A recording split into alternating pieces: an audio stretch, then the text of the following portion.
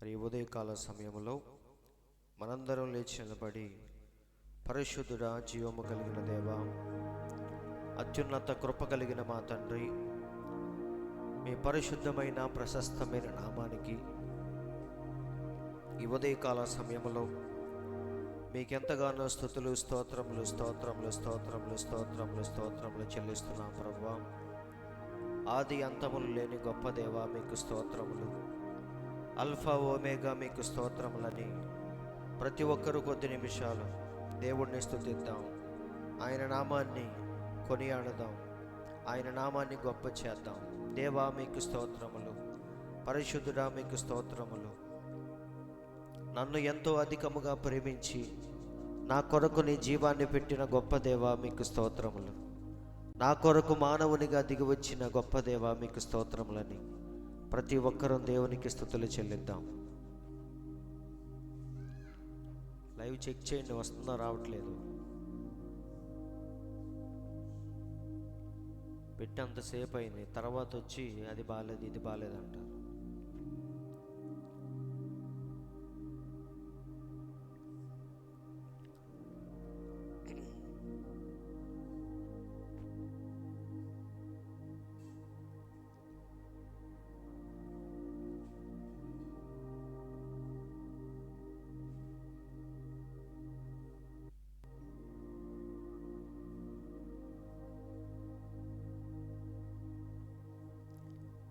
మంచిది, మనందరం అలాగే దేవునికి స్తుతులు చెల్లిస్తూ ఉండగా పరిశుద్ధ గ్రంథంలో నుండి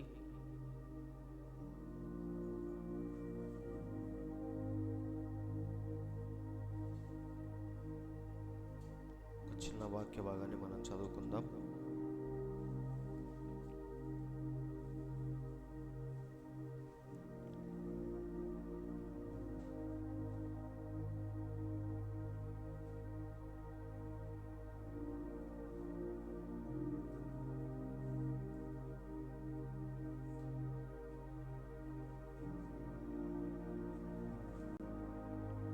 హెబ్రీయులకు రాసిన పత్రిక 5వ అధ్యాయము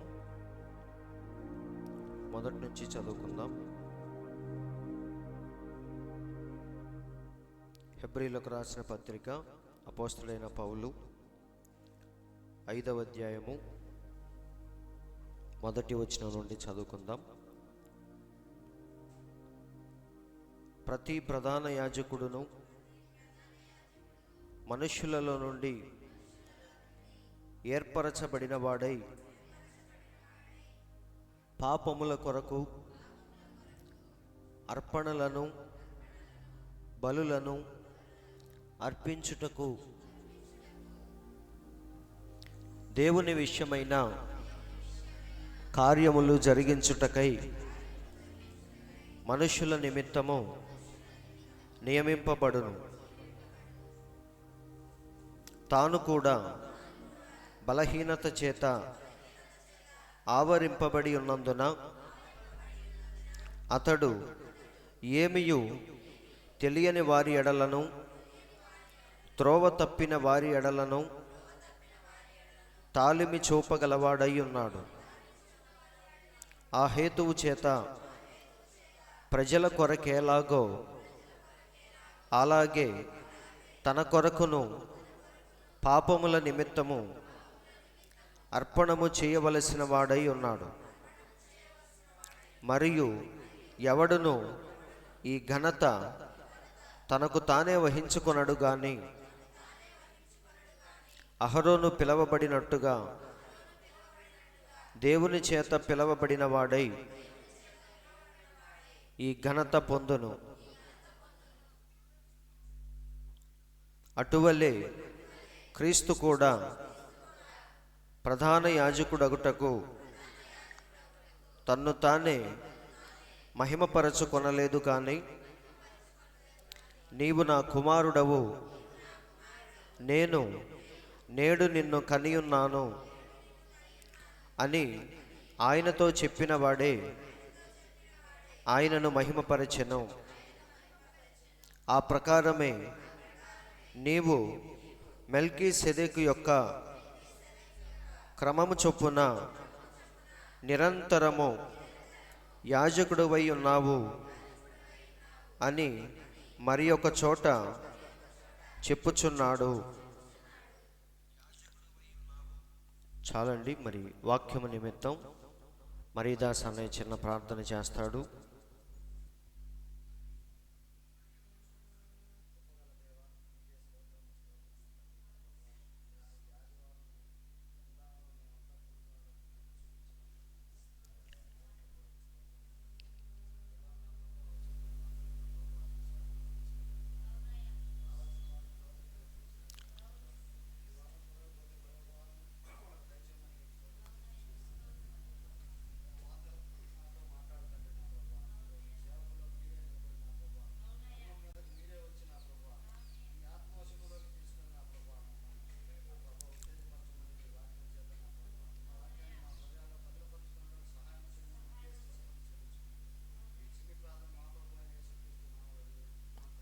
ఆమేన్. మంచిది. దయచేసి అందరూ కూర్చోండి.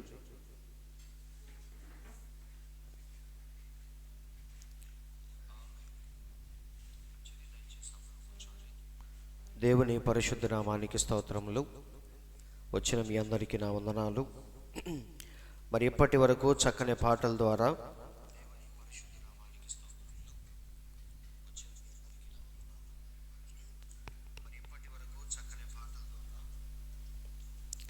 మన దేవుణ్ణి గణపరిచాం. మరి చదవబడిన వాక్యాన్ని ఉద్దేశించి కొద్ది నిమిషాలు దేవుని యొక్క మాటలు మనం విందాం. అందరూ వినడానికి సిద్ధంగా ఉన్నారు కదా? మరి నిజంగా దేవుడు మనల్ని ప్రేమించి ఎంతో చక్కని సమయాన్ని మనకు అనుగ్రహించాడు. చదవబడిన వాక్యాన్ని ఉద్దేశించి అపోస్తలుడైన పౌలు మరి హెబ్రీలకు రాసిన పత్రికలో ఎన్నో ప్రాముఖ్యమైన విషయాలు మనతో మాట్లాడుతూ వచ్చాడు. మరి 4 అధ్యాయాలు పౌలు 4 అధ్యాయాల్లో చివరిసారిగా మనం విన్న 4వ అధ్యాయంలో పౌలు దేని గురించి మాట్లాడాడంటే ఆయన విశ్రాంతి గురించి మాట్లాడాడు. అవునా? ఈరోజు 5వ అధ్యాయంలోనికి మనం వద్దాం. మరి పౌలు గురించి ప్రవక్త చెప్పిన కొన్ని మాటలు చూద్దాం. దేవుడు పౌలును ఎన్నుకున్నాడు, మనుషులు మత్తయిని ఎన్నుకున్నారు. సో ప్రవక్త ఏమని చెప్తున్నాడంటే మనుషుల ఎన్నిక ఎలా ఉంటుందో, దేవుని యొక్క ఎన్నిక ఎలా ఉంటుందో ప్రవక్త ఇక్కడ మాట్లాడుతున్నాడు. ఇప్పుడు యూదా ఇస్కరియోతు చనిపోయిన తర్వాత శిష్యులందరూ కలిసి ఏం చేశారంటే ఆ స్థానాన్ని ఎవరు భర్తీ చేయాలి, యూదా ఇస్కరియోతు స్థానంలోకి ఎవరిని తీసుకోవాలి అని వాళ్ళందరూ కలిసి చీట్లు వేస్తారు.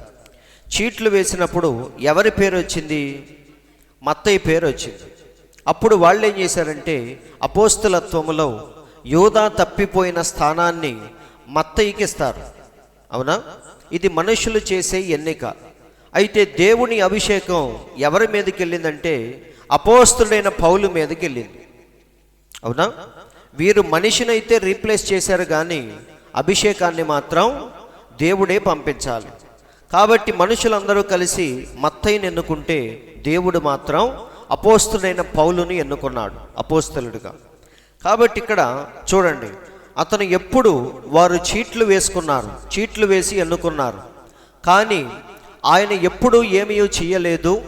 వారు సంఘ పెద్దలను ఎంచుకున్నటకు మరియు వారి యొక్క ప్రసంగికులను వివిధ ప్రాంతాలకు పంపుటకు ఒక ఎంపిక చేసుకునేందుకు సంఘము ఏ శక్తిని కలిగి ఉన్నదో అది మనకు చూపిస్తున్నది. అందరు ఇక్కడే ఉన్నారు కదా? సో ప్రవక్త ఏమంటున్నాడంటే సంఘానికి ఉన్న అధికారము గురించి మాట్లాడుతున్నాడు. అవునా? ఇప్పుడు నాయకుల్ని ఎన్నుకునేది ఎవరు? ప్రజలే నాయకుడిని ఎన్నుకుంటారు. అవునా? కాబట్టి అలాగే దేవుడు సంఘానికి అధికారం ఇచ్చాడు. ఏ అధికారం అంటే నాయకుల్ని, పాస్టర్లని, సంఘ పెద్దల్ని ఎన్నుకునే అధికారం దేవుడు ఎవరికి ఇచ్చాడంటే సంఘానికే ఇచ్చాడు. అవునా? అందుకే మనం చూస్తే ఆది అపోస్తులు ఏం చేశారంటే సంఘ పెద్దల్ని ఎన్నుకునేటప్పుడు ఆ విషయం సంఘానికే విడిచిపెట్టారు. మీరే ఎవరినైనా సరే ఒక 7గురిని ఎన్నుకోండి, మేము వారి మీద చేతులుంచి ప్రార్థన చేస్తాం అని పేతురు చెప్పాడా లేదా? కాబట్టి సంఘానికి దేవుడిచ్చిన అధికారం ఏంటంటే వారి నాయకుల్ని, పాస్టర్లని, సంఘ పెద్దల్ని వారే ఎన్నుకోవచ్చు అని దేవుడు సంఘానికి అధికారం ఇచ్చాడు. అయితే ఇక్కడ చాలా జాగ్రత్తగా మనం చూడాల్సిన విషయం ఏంటంటే, సంఘానికి దేవుడు ఎన్నుకునే అధికారం ఇచ్చినా సరే ఎలా పడితే అలా ఎన్నుకోకూడదు. అవునా? వారు ఆచి తూచి ఆత్మచేత నడిపించబడే వ్యక్తుల్ని మాత్రమే వారు ఎన్నుకోవాలి. వీడు మనోడు, మన ఇంటి పేరటోడు అని చెప్పేసి ఎలా పడితే అలా ఎన్నిక చేయకూడదు. రాజకీయాల్లో ఏం చేస్తాం చెప్పండి? వీడు మనోడు అని చెప్పేసి వాడిని మనం నుంచోబెడతాం. కానీ సంఘములో మాత్రం మనోడు అని చెప్పేసి కాకుండా అతడు వాక్యముతో నిలబడేవాడా కాదా అని చెప్పేసి పరీక్షించి అలాంటి వ్యక్తిని మాత్రమే మనం ఎన్నుకోవాలి. ఇక్కడ చూడండి, మనకి 2 యాపిల్స్ కనిపిస్తూ ఉన్నాయి. ఈ 2 చూడటానికి ఒకేలాగా ఉన్నాయి. అవునా? రెండిటిలో ఎలాంటి లోపం లేదు, ఇంచుమించుగా 2 ఒకేలాగా ఉన్నాయి. ఇప్పుడు ఈ రెండిటిలో ఏదో ఒకటి తీసుకోండి అన్నప్పుడు సంఘం ఏం చేయాలి? 2 బాగున్నాయి కాబట్టి ఏది తీసుకున్నా నాకు అభ్యంతరం ఉండదు. ఎందుకని? 2 మంచివే కాబట్టి మీ ముందు పెట్టి ఏం చేస్తాను, రెండిటిలో ఏదో ఒకటి తీసుకోమన్నప్పుడు మీరు ఏది తీసుకున్నా నాకు ఇబ్బంది ఉండదు. అవునా?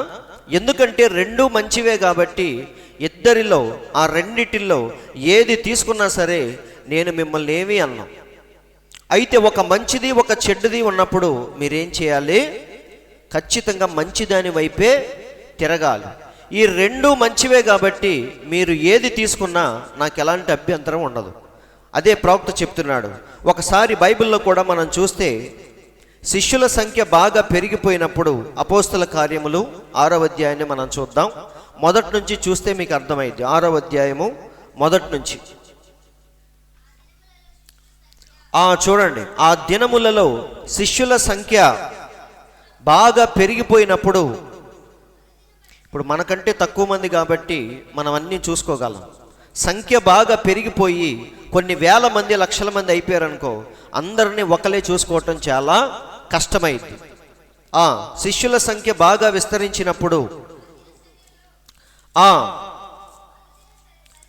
అనుదిన పరిచర్యలో తమలోని విధవరాండ్రను చిన్న చూపు చూశారని గ్రీకు భాష మాట్లాడి యూదులు సనిగిరి. ఎక్కువ మంది ఉన్నప్పుడు ఏమైంది?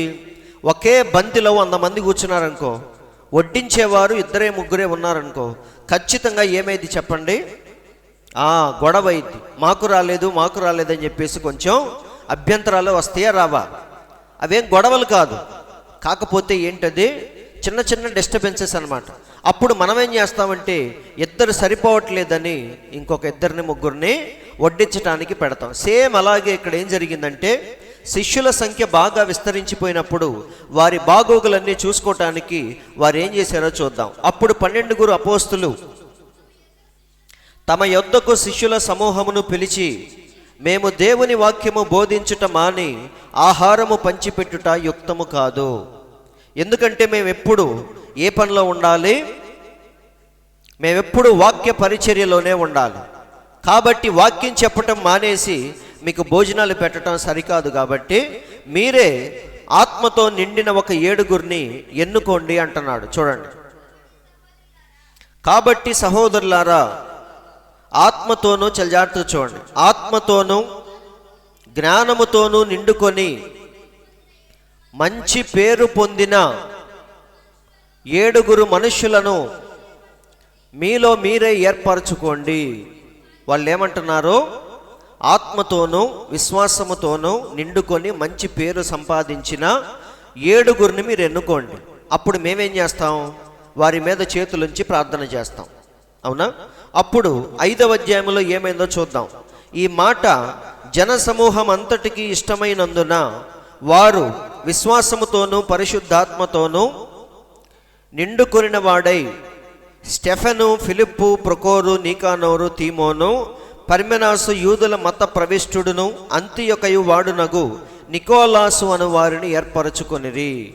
కాబట్టి ఎదురుగా మంచి 2 యాపిల్స్ పెట్టినప్పుడు మీరు ఏది తీసుకున్నా నాకు అభ్యంతరం లేదు. ఎందుకంటే రెండిటిల్లో ఏదైనా ఒకటే, 2 నాణ్యమైనవే. కాబట్టి మీరు ఏది తీసుకున్నా నేను అభ్యంతరపడను. కాబట్టి వారు కూడా ఏం చేశారు? ఎలాంటి వారిని ఎన్నుకున్నారు? విశ్వాసముతోనూ పరిశుద్ధాత్మతోనూ నిండుకున్న 7 వాళ్ళు సెలెక్ట్ చేసుకున్నారు. కాబట్టి దేవుడు సంఘానికి ఎన్నిక చేసుకునే అధికారం ఇచ్చాడని చెప్పేసి వారు ఎలా పడితే అలా ఎన్నిక చేయకూడదు. అవునా?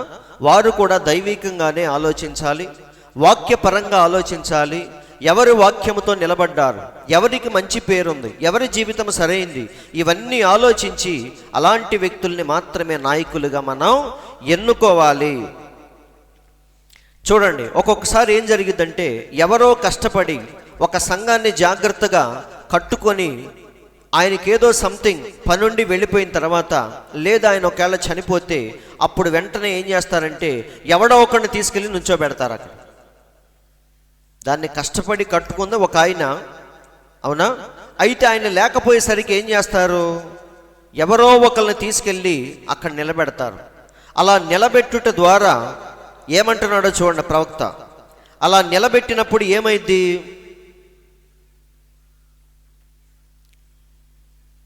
ఇక్కడ చూద్దాం. ఇది ఆల్రెడీ మనం చూసాం. ప్రవక్త ఏమంటున్నాడో చూద్దాం. చూడండి, స్థానిక సంఘమే ఎదురులేని అధికారము గలది అని నేను నమ్ముచున్నాను. ప్రతి ఒక్క స్థానిక సంఘము సొంతగానే ఉండాలి. అదే వారి కాపర్లను ఎన్నుకోవాలి, దాని యొక్క సంఘ పెద్దలను ఎన్నుకోవాలి, వారికి ఏమి కావలెనో వారే ఎన్నుకోవాలి. సో దేవుడు సంఘానికి ఆ హక్కునిచ్చాడు, మీరే ఎన్నుకోండి అని. అవునా? ఇప్పుడు రెండూ సరిగ్గా ఉన్నప్పుడు ఏది తీసుకున్నా ఎవరికి అభ్యంతరం ఉండదు. కానీ ఒక మంచి యాపిల్, ఒక డాగు మచ్చ, ఏదో ఒకటి ఉన్న యాపిల్ ఉన్నప్పుడు మనం ఏం చేయాలి? ఖచ్చితంగా జాగ్రత్తగా ఉండాలి. వింటున్నారు లేదా? రెండు ఒకేలాగా ఉన్నప్పుడు ఎవరిని తీసుకున్నా మనకు అభ్యంతరం లేదు. కానీ ఒక మంచిది, ఒకటి కొంచెం చెడిపోయింది ఉన్నప్పుడు ఖచ్చితంగా మనం దేని వైపు నిలబడాలి? మంచిదాని వైపే మనం నిలబడాలి. వీడు మనోడు తనోడు అని చెప్పేసి ఎవడు పడితే వాడిని మనం సెలెక్ట్ చేస్తే దానివల్ల ఏమైద్ది? సంఘం పాడైపోయిద్ది అని ప్రవక్త అంటున్నాడు. కాబట్టి చాలా జాగ్రత్తగా ఆలోచించండి. రెండూ సరిగానే ఉన్నప్పుడు ఎవరిని తీసుకున్నా దేవుడు ఆమోదిస్తాడు. అందుకే పేతురు ఏమన్నాడు? 7 మీరే ఎన్నుకోండి, వారిని తీసుకొస్తే నేను ప్రార్థన చేస్తాను అన్నాడు. కానీ ఒక మంచిది, ఒక చెడిపోయింది ఉన్నప్పుడు మాత్రం మనం చాలా జాగ్రత్తగా ఆలోచించాలి. అక్కడ బంధాలు, బాంధవ్యాలు, మనోడు అని చెప్పేసి అభిమానాలతో కాదు, కానీ మనం దేని వైపు చూడాలి? వాక్యముతో నిలబడేవాడా కాదా అని మనం చూడాలి. మంచి పేరు ఉందా లేదా, జీవితం సరిగ్గా ఉందా లేదా, సాక్ష్యాన్ని కలిగి ఉన్నాడా లేదా, ఇవన్నీ చూసి మనం సరైన దాన్ని ఎన్నుకోవాలి. అదే అంటున్నాడు ప్రవక్త. ఒక ఆయన ఒక సంఘాన్ని జాగ్రత్తగా కట్టుకున్న తర్వాత ఆ వ్యక్తి చనిపోతే లేదా ఎక్కడికైనా వెళ్ళిపోతే మనం ఎవడో ఒకరిని తీసుకొచ్చి అక్కడ నిలబెట్టకూడదు. అలా చేయటం ద్వారా ఏమైంది చూడండి, వారు అతన్ని సంఘమునకు పంపుతారు, వారిని వారే చంపుకుంటున్నారని వారు గ్రహించలేకపోతున్నారు. ఇలా చేయటం ద్వారా ఏమైంది? సంఘములో వారిని వారే చంపుకుంటున్నారు. చూసారా? మొదటి స్థానము ఆ మనిషి అక్కడ దానిలోనికి వెళితే అతను ఆ మానవుని యొక్క స్థానమును భర్తీ చేయలేడు. కేవలం వారు తమ దగ్గర ఉన్న ప్రియమైన వాడికి మేలు చేద్దామనే ప్రయత్నం వలన వారు సంఘమును బలహీనపరుస్తున్నారు. ఇలాంటి ఆలోచనల ద్వారా మనం ఏం చేస్తున్నామంట? సంఘాన్ని మనమే బలహీనపరుస్తున్నాం. ఎవడో ఒకడని చెప్పేసి తీసుకొచ్చి నిలబెడితే సంఘానికి అదే శాపంగా మారిద్ది అంటున్నాడు ప్రవక్త. కాబట్టి మనం మనుషులను అయితే రీప్లేస్ చేస్తాం, కానీ అభిషేకాన్ని మాత్రం మనం ఎంత మాత్రం కూడా రీప్లేస్ చేయలేము. ఎందుకంటే అది ఎక్కడి నుంచి రావాలి? దేవుని యొద్ద నుండే రావాలి. పుల్పిట్ ఖాళీగా ఉందని ఎవడో ఒకడు వచ్చి నిలబడవచ్చు, మనిషి అయితే ఉంటాడు, కానీ అభిషేకం మాత్రం రాదు. అదే ప్రవక్త అంటున్నాడు. శిష్యులందరూ కలిసి మత్తయిన చీట్లు వేసి ఎన్నుకున్నారు, కానీ అభిషేకం మాత్రం అపోస్తుడైన పౌలు మీదకు దేవుడు పంపించాడు. అవునా? మనుషుల్ని మనం ఏం చేస్తాం? నువ్వు కాకపోతే వాడు, వాడు కాకపోతే వాడు అంటాం. కానీ అభిషేకం మాత్రం దేవుడు ఎన్నుకున్న వ్యక్తి మీదకి మాత్రమే దేవుడు అభిషేకాన్ని పంపిస్తాడు. కాబట్టి 4వ అధ్యాయంలో ప్రాముఖ్యమైన విశ్రాంతి గురించి మనం చూసాం. ఇప్పుడు విశ్రాంతి అనగా ఏంటి చెప్పండి? పరిశుద్ధాత్మ బాప్తిస్మమే నిజమైన విశ్రాంతి. భూమి మీద మనం ఉన్నప్పుడు మనకు నిజమైన విశ్రాంతి ఏంటంటే దేవుడిచ్చే పరిశుద్ధాత్మే. అవునా? పరిశుద్ధాత్మ అంటే అర్థం ఏంటి? వాక్యమయ్యున్న దేవుడు ఆత్మగా మారి మనలోకి వచ్చి మనలో నివాసము చేయటమే పరిశుద్ధాత్మను పొందుకోవటం. అంతేగాని అలా వచ్చి వెళ్ళిపోవటం కాదు. పూనకం వచ్చి వదిలేసినట్టుగా ఈరోజు చాలామంది ఆత్మ వచ్చి తాకినప్పుడు గంతులేసి గొడవ చేసి మిగతా టైంలో కామ్ అయిపోతూ ఉంటారు. అది నిజమైన పరిశుద్ధాత్మ కాదు. నిజమైన పరిశుద్ధాత్మ అంటే అర్థమేంటి? వాక్యం అయ్యున్న దేవుడు ఆత్మగా మన లోపలికి వచ్చి మనలో నివసించుట, మనల్ని నడిపించుట, అదే నిజమైన పరిశుద్ధాత్మ బాప్తీసం. పెంతెకొస్తు పండుగ రోజున అదే జరిగింది. పైనుండి దేవుడు ఆత్మగా వచ్చి వారిలో నివసించాడు. ఆ ఒక్కరోజు వారితో ఉండి వెళ్ళిపోలేదు. పెంతెకొస్తు పండుగ రోజున వారిలో ఉండి మరుసటి రోజు మళ్ళీ దేవుడు వెళ్ళిపోలేదు. ఇక పూర్తిగా వారిలోనే నివాసం ఉన్నాడు. అందుకే పేతురు ఏమన్నాడు? వెండి బంగారాలు మా దగ్గర లేవు, కానీ మాకేదైతే ఉందో అదే నీకు ఇస్తామని చెప్పారు. కాబట్టి శిష్యులందరిలో దేవుడు వాక్యముగా పూర్తిగా వారిలో నివసించాడు. ఈరోజు మనం ప్రయాసపడేది కూడా ఆ స్థానానికి వెళ్ళటానికే. చూడండి, ఈ దినమున నిజముగా జీవించే దేవుడు తన వాక్యము చేత మరియు తన దృశ్య రుజువు చేత. దృశ్య రుజువు అంటే అర్థమేంటి? దృశ్య రుజువు అంటే నీకు కనిపించేటట్టుగా. అవునా? నేను ఎంత మంచోడనో నీకు తెలియదు అంటాడు. నువ్వు నిజంగా మంచోడు అయితే ఒకరోజు ఏమైద్ది? దృశ్య రూపంలో కనపడిద్ది. నీకు నువ్వు ఎంతైనా చెప్పుకోవచ్చు, నేను దేవులు పిలిస్తే వచ్చిన వాడిని, నాకు ఎదురే లేదు అని మనకు మనం ఎంత చెప్పుకున్నా అది ఒకరోజు ఏమవ్వాలి? దృశ్య రుజువుగా మారాలి. అవునా? కాబట్టి అందుకే మన దేవుడు ఏమన్నాడు? వారి వారి ఫలముల వలన వారేంటో తెలుసుకోవచ్చు అన్నాడు. అవునా? కాబట్టి అదే అంటున్నాడు, దృశ్య రుజువు చేత మనతో ఉన్నాడని చూపించుకుంటున్నాడు. ఇదేంటి చెప్పండి? దృశ్య రుజువా కాదా? మన ప్రవక్త తల మీద ఏముంది? లైట్ లేదు, అగ్ని స్తంభం. అది అంటే దేవుడు దృశ్య రుజువు చేసుకున్నాడా లేదా? మనుషులందరికీ, ప్రపంచానికి ఈరోజు ఆ ఫోటో ఒక సాక్షార్థముగా ఉంది. దేవుడు ఆయనతో ఉన్నాడని దేవుడే రుజువు చేసుకున్నాడు. అందుకే ఈరోజు మనందరం ప్రవక్తను వెంబడిస్తున్నాం. అవునా? కాబట్టి దృశ్య రుజువు చేత మనతో ఉన్నాడని చూపించుకుంటున్నాడు. క్రియ చేస్తూ కదులుతూ, చూడండి, క్రియ చేస్తూ కదులుతూ జీవిస్తూ మన అనుదిన జీవితంలో, మన సంఘములో, మన కుటుంబంలో, ప్రతి చోట దేవుడు కదులుతూ ఉండాలి. మన జీవితంలో ఆయన ఉన్నాడని ప్రజలకు కనపరుచుకోవాలి. కాబట్టి క్రియ చేస్తూ కదులుతూ జీవిస్తూ అన్ని సమయాలలో ఎలాగైతే సంచరిస్తాడో ఆ విధముగా ఉంటున్నాడు. అందరూ ఆలకిస్తున్నారా లేదా?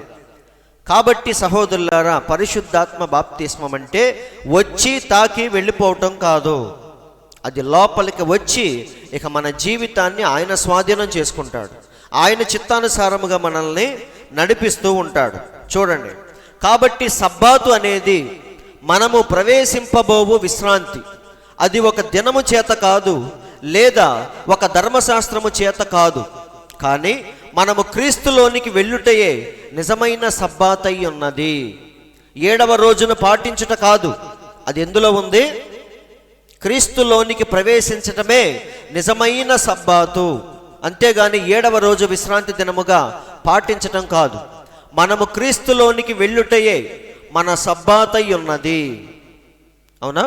కాబట్టి ఈ విషయాలన్నీ ఆల్రెడీ మన 4వ అధ్యాయంలో చూసుకుంటూ వచ్చాం. అయితే మనం పొందిన పరిశుద్ధాత్మ, చూడండి, మనం పొందిన పరిశుద్ధాత్మ కేవలం ఏంటది?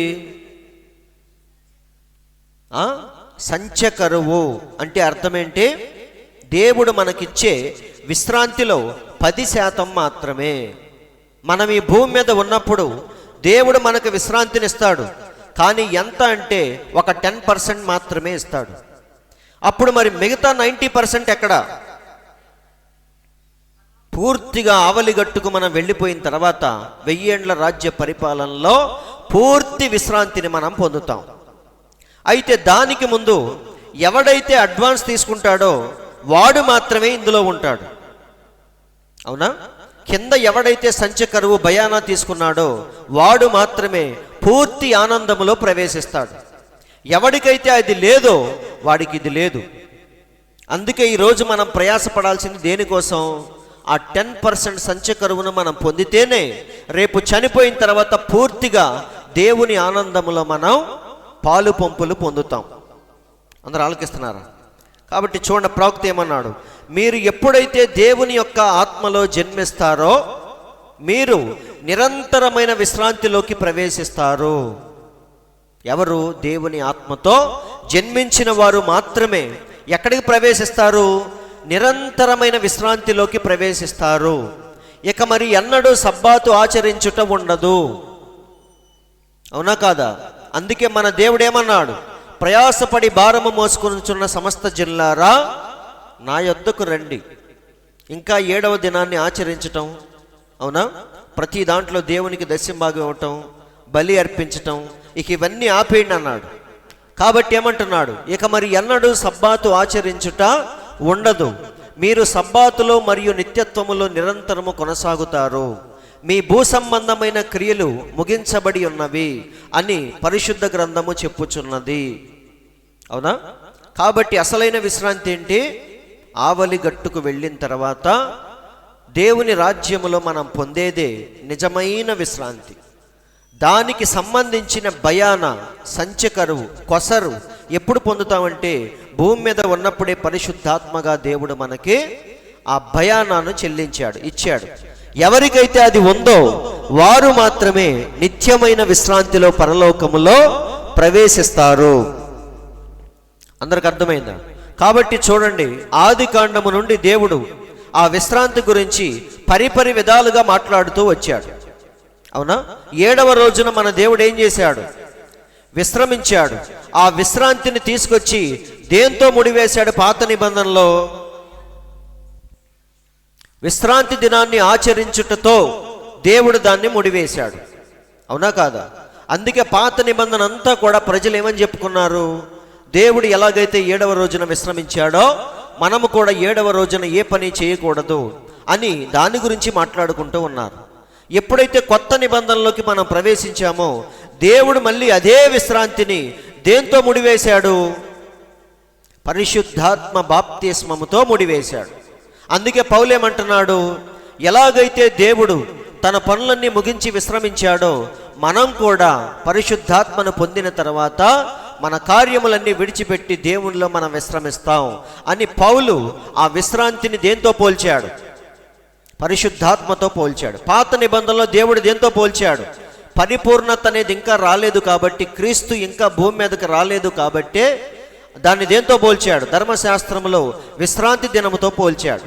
కానీ ఎప్పుడైతే దేవుడు భూమి మీదకి వచ్చాడో అసలైన విశ్రాంతి దగ్గరికి దేవుడు మనల్ని తీసుకొచ్చాడు. తర్వాత ఇదే విశ్రాంతిని మళ్ళీ దేవుడు దేంతో పోల్చాడు? చివరిలో మనం పొందబోయే 1000 ఏండ్ల రాజ్య పరిపాలనే 100% మనం పొందబోయే విశ్రాంతి. ఇక్కడ మనం పొందే విశ్రాంతి 10% మాత్రమే. కానీ ఆవలి గట్టుకు వెళ్ళిన తర్వాత సేమ్ ఎలాగైతే మన దేవుడు 7వ రోజున విశ్రమించాడో, ఒక రోజు అనగా దేవుని దృష్టిలో 1000 సంవత్సరాలు. అవునా?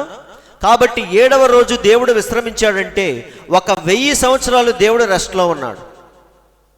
ఈ 1000 సంవత్సరాలు దేన్ని చూపిస్తుందంటే రేపు మళ్ళీ మనం 1000 ఏండ్ల రాజ్య పరిపాలన దేవునితో చెయ్యబోతున్నామని, అదే మనకు నిజమైన విశ్రాంతి అని దేవుడు చక్కగా చూపిస్తూ వచ్చాడు.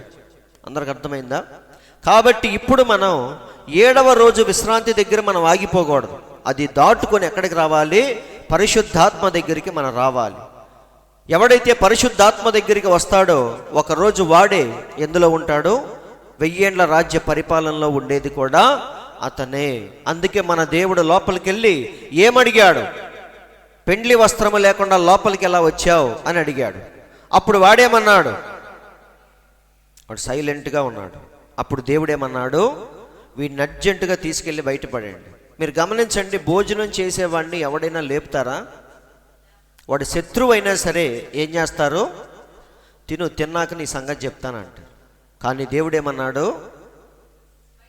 తింటం ఆపే, అర్జెంటుగా వీడిని తీసుకెళ్ళి బయటపడేయండి. ఎందుకంటే వాడు వచ్చింది ఏ మార్గంలో?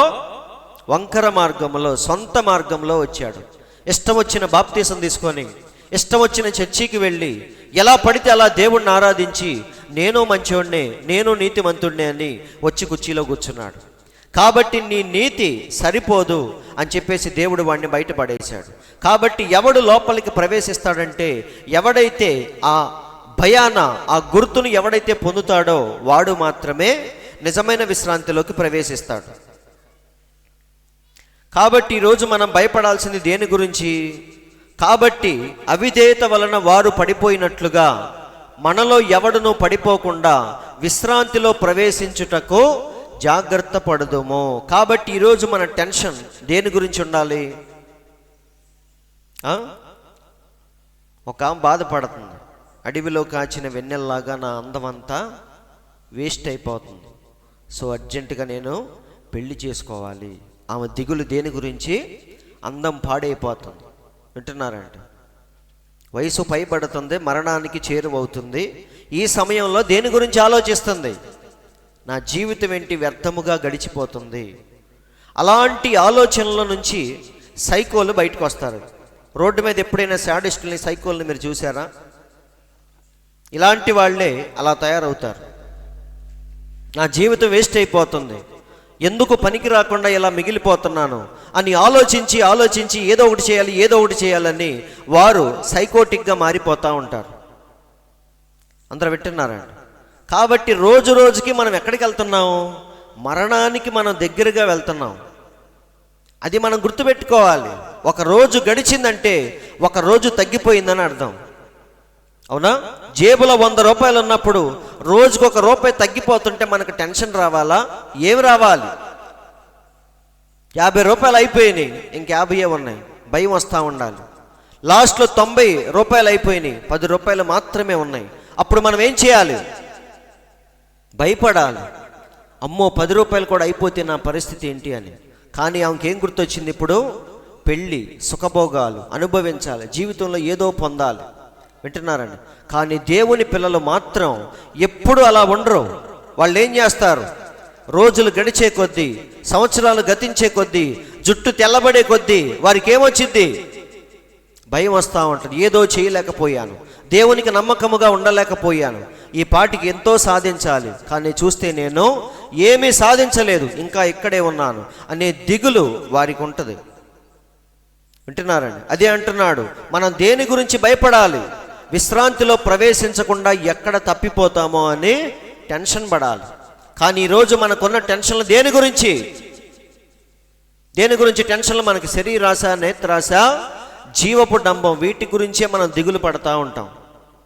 వింటున్నారండి? ఈ చెప్పేవాళ్ళు కూడా ఏమంటారు? పెద్దోళ్ళు కొంతమంది, వయసు అయిపోతే మనల్ని ఎవ్వడో పట్టించుకోడు, ఉన్నప్పుడే ఏం చేయాలి? మనం ఒంట్లో ఓపిక ఉన్నప్పుడు, అందం ఉన్నప్పుడు మనం ఏం చేయాలి? దాన్ని ఉపయోగించుకోవాలి, వాడుకోవాలి, ఎంజాయ్ చేయాలి. లైఫ్ అంటేనే ఎంజాయ్ అని చెప్పేసి చాలామంది ఇష్టానుసారంగా జీవితాన్ని ముక్కలు చేసుకుంటూ ఉంటారు.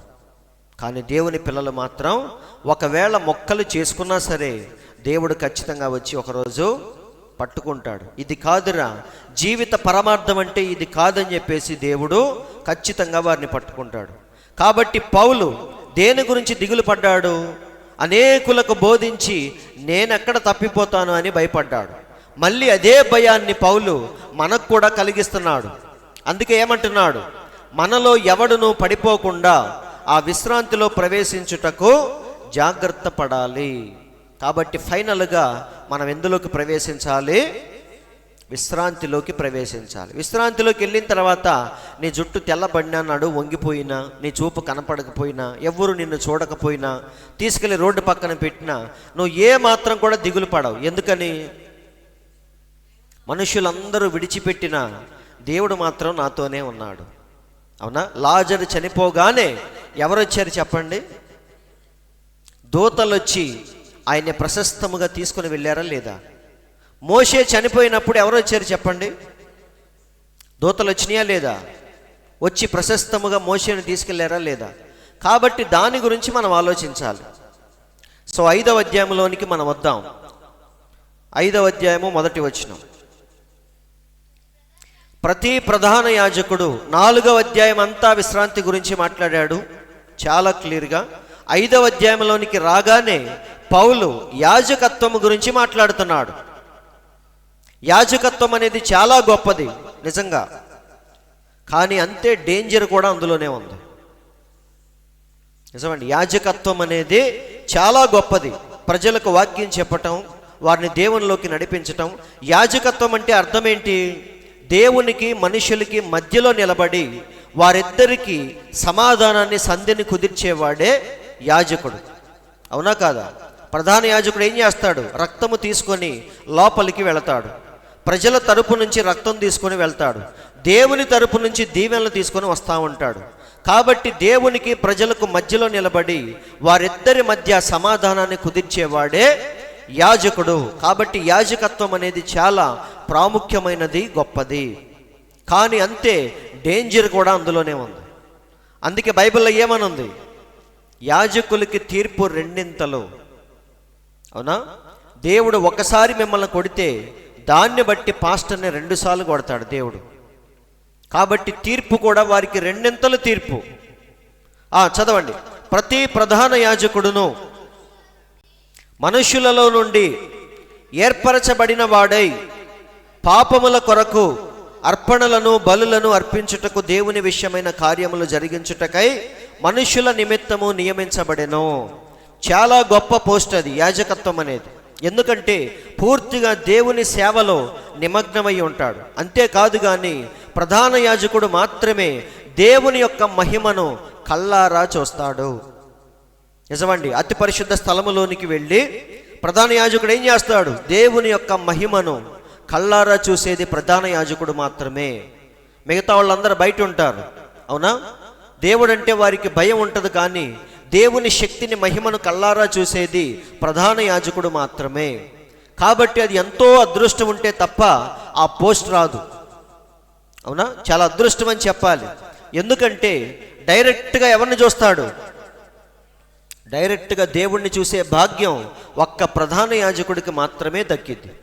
కాబట్టి పౌలు యాజకత్వం గురించి మాట్లాడుతున్నాడు. చూడండి 2వ వచనం. తాను కూడా బలహీనత చేత ఆవరించబడి ఉన్నందున అతడు ఏమీయూ తెలియని వారి ఎడలను, త్రోవ తప్పిన వారి ఎడలను తాలిమి చూపగలవాడై ఉన్నాడు. మంచివాడు వచ్చి ప్రార్థన చేస్తాడు. ఆ ప్రార్థనలు దేవుని సన్నిధికి తీసుకొని వెళ్తాడు యాజకుడు.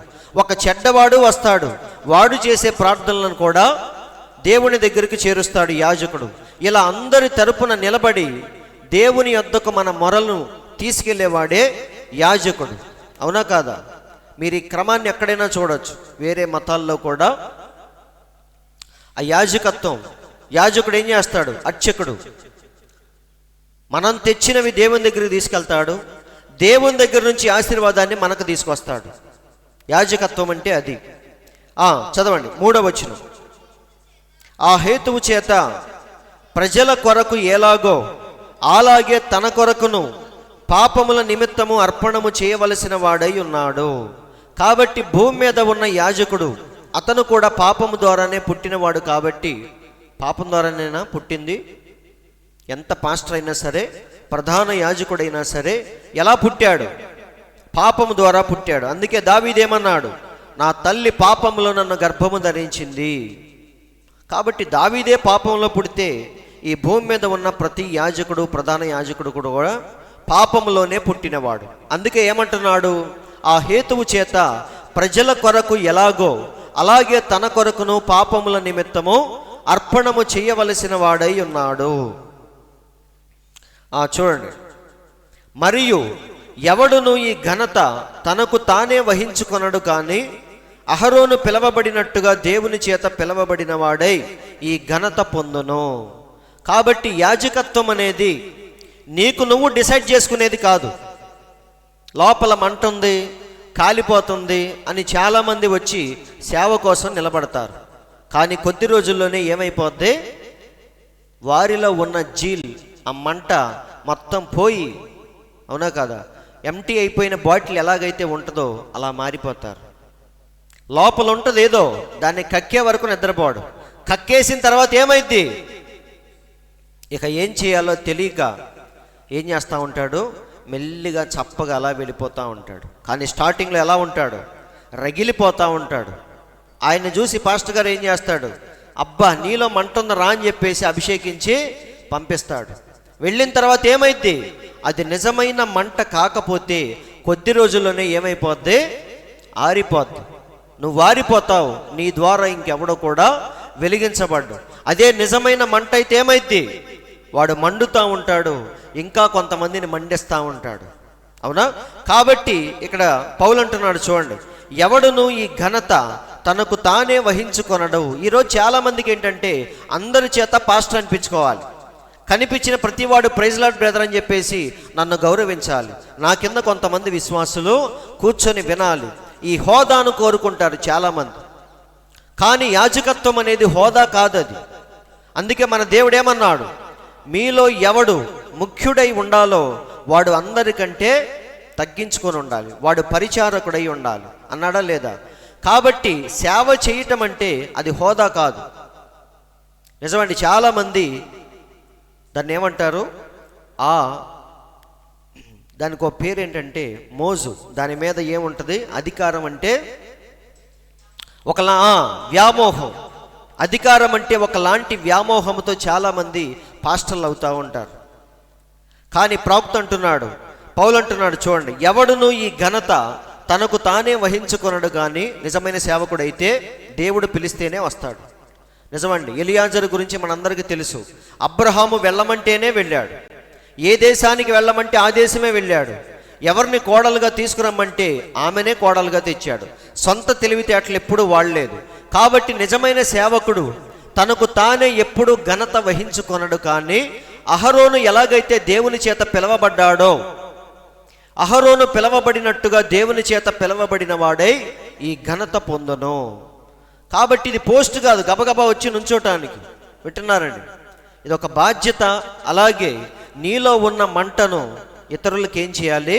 నువ్వు మండాలి, ఇంకొకరిని మండించాలి. అందుకే పౌలు ఈ యొక్క సువార్తను ఎవరికి అప్పగించమని చెప్పాడు?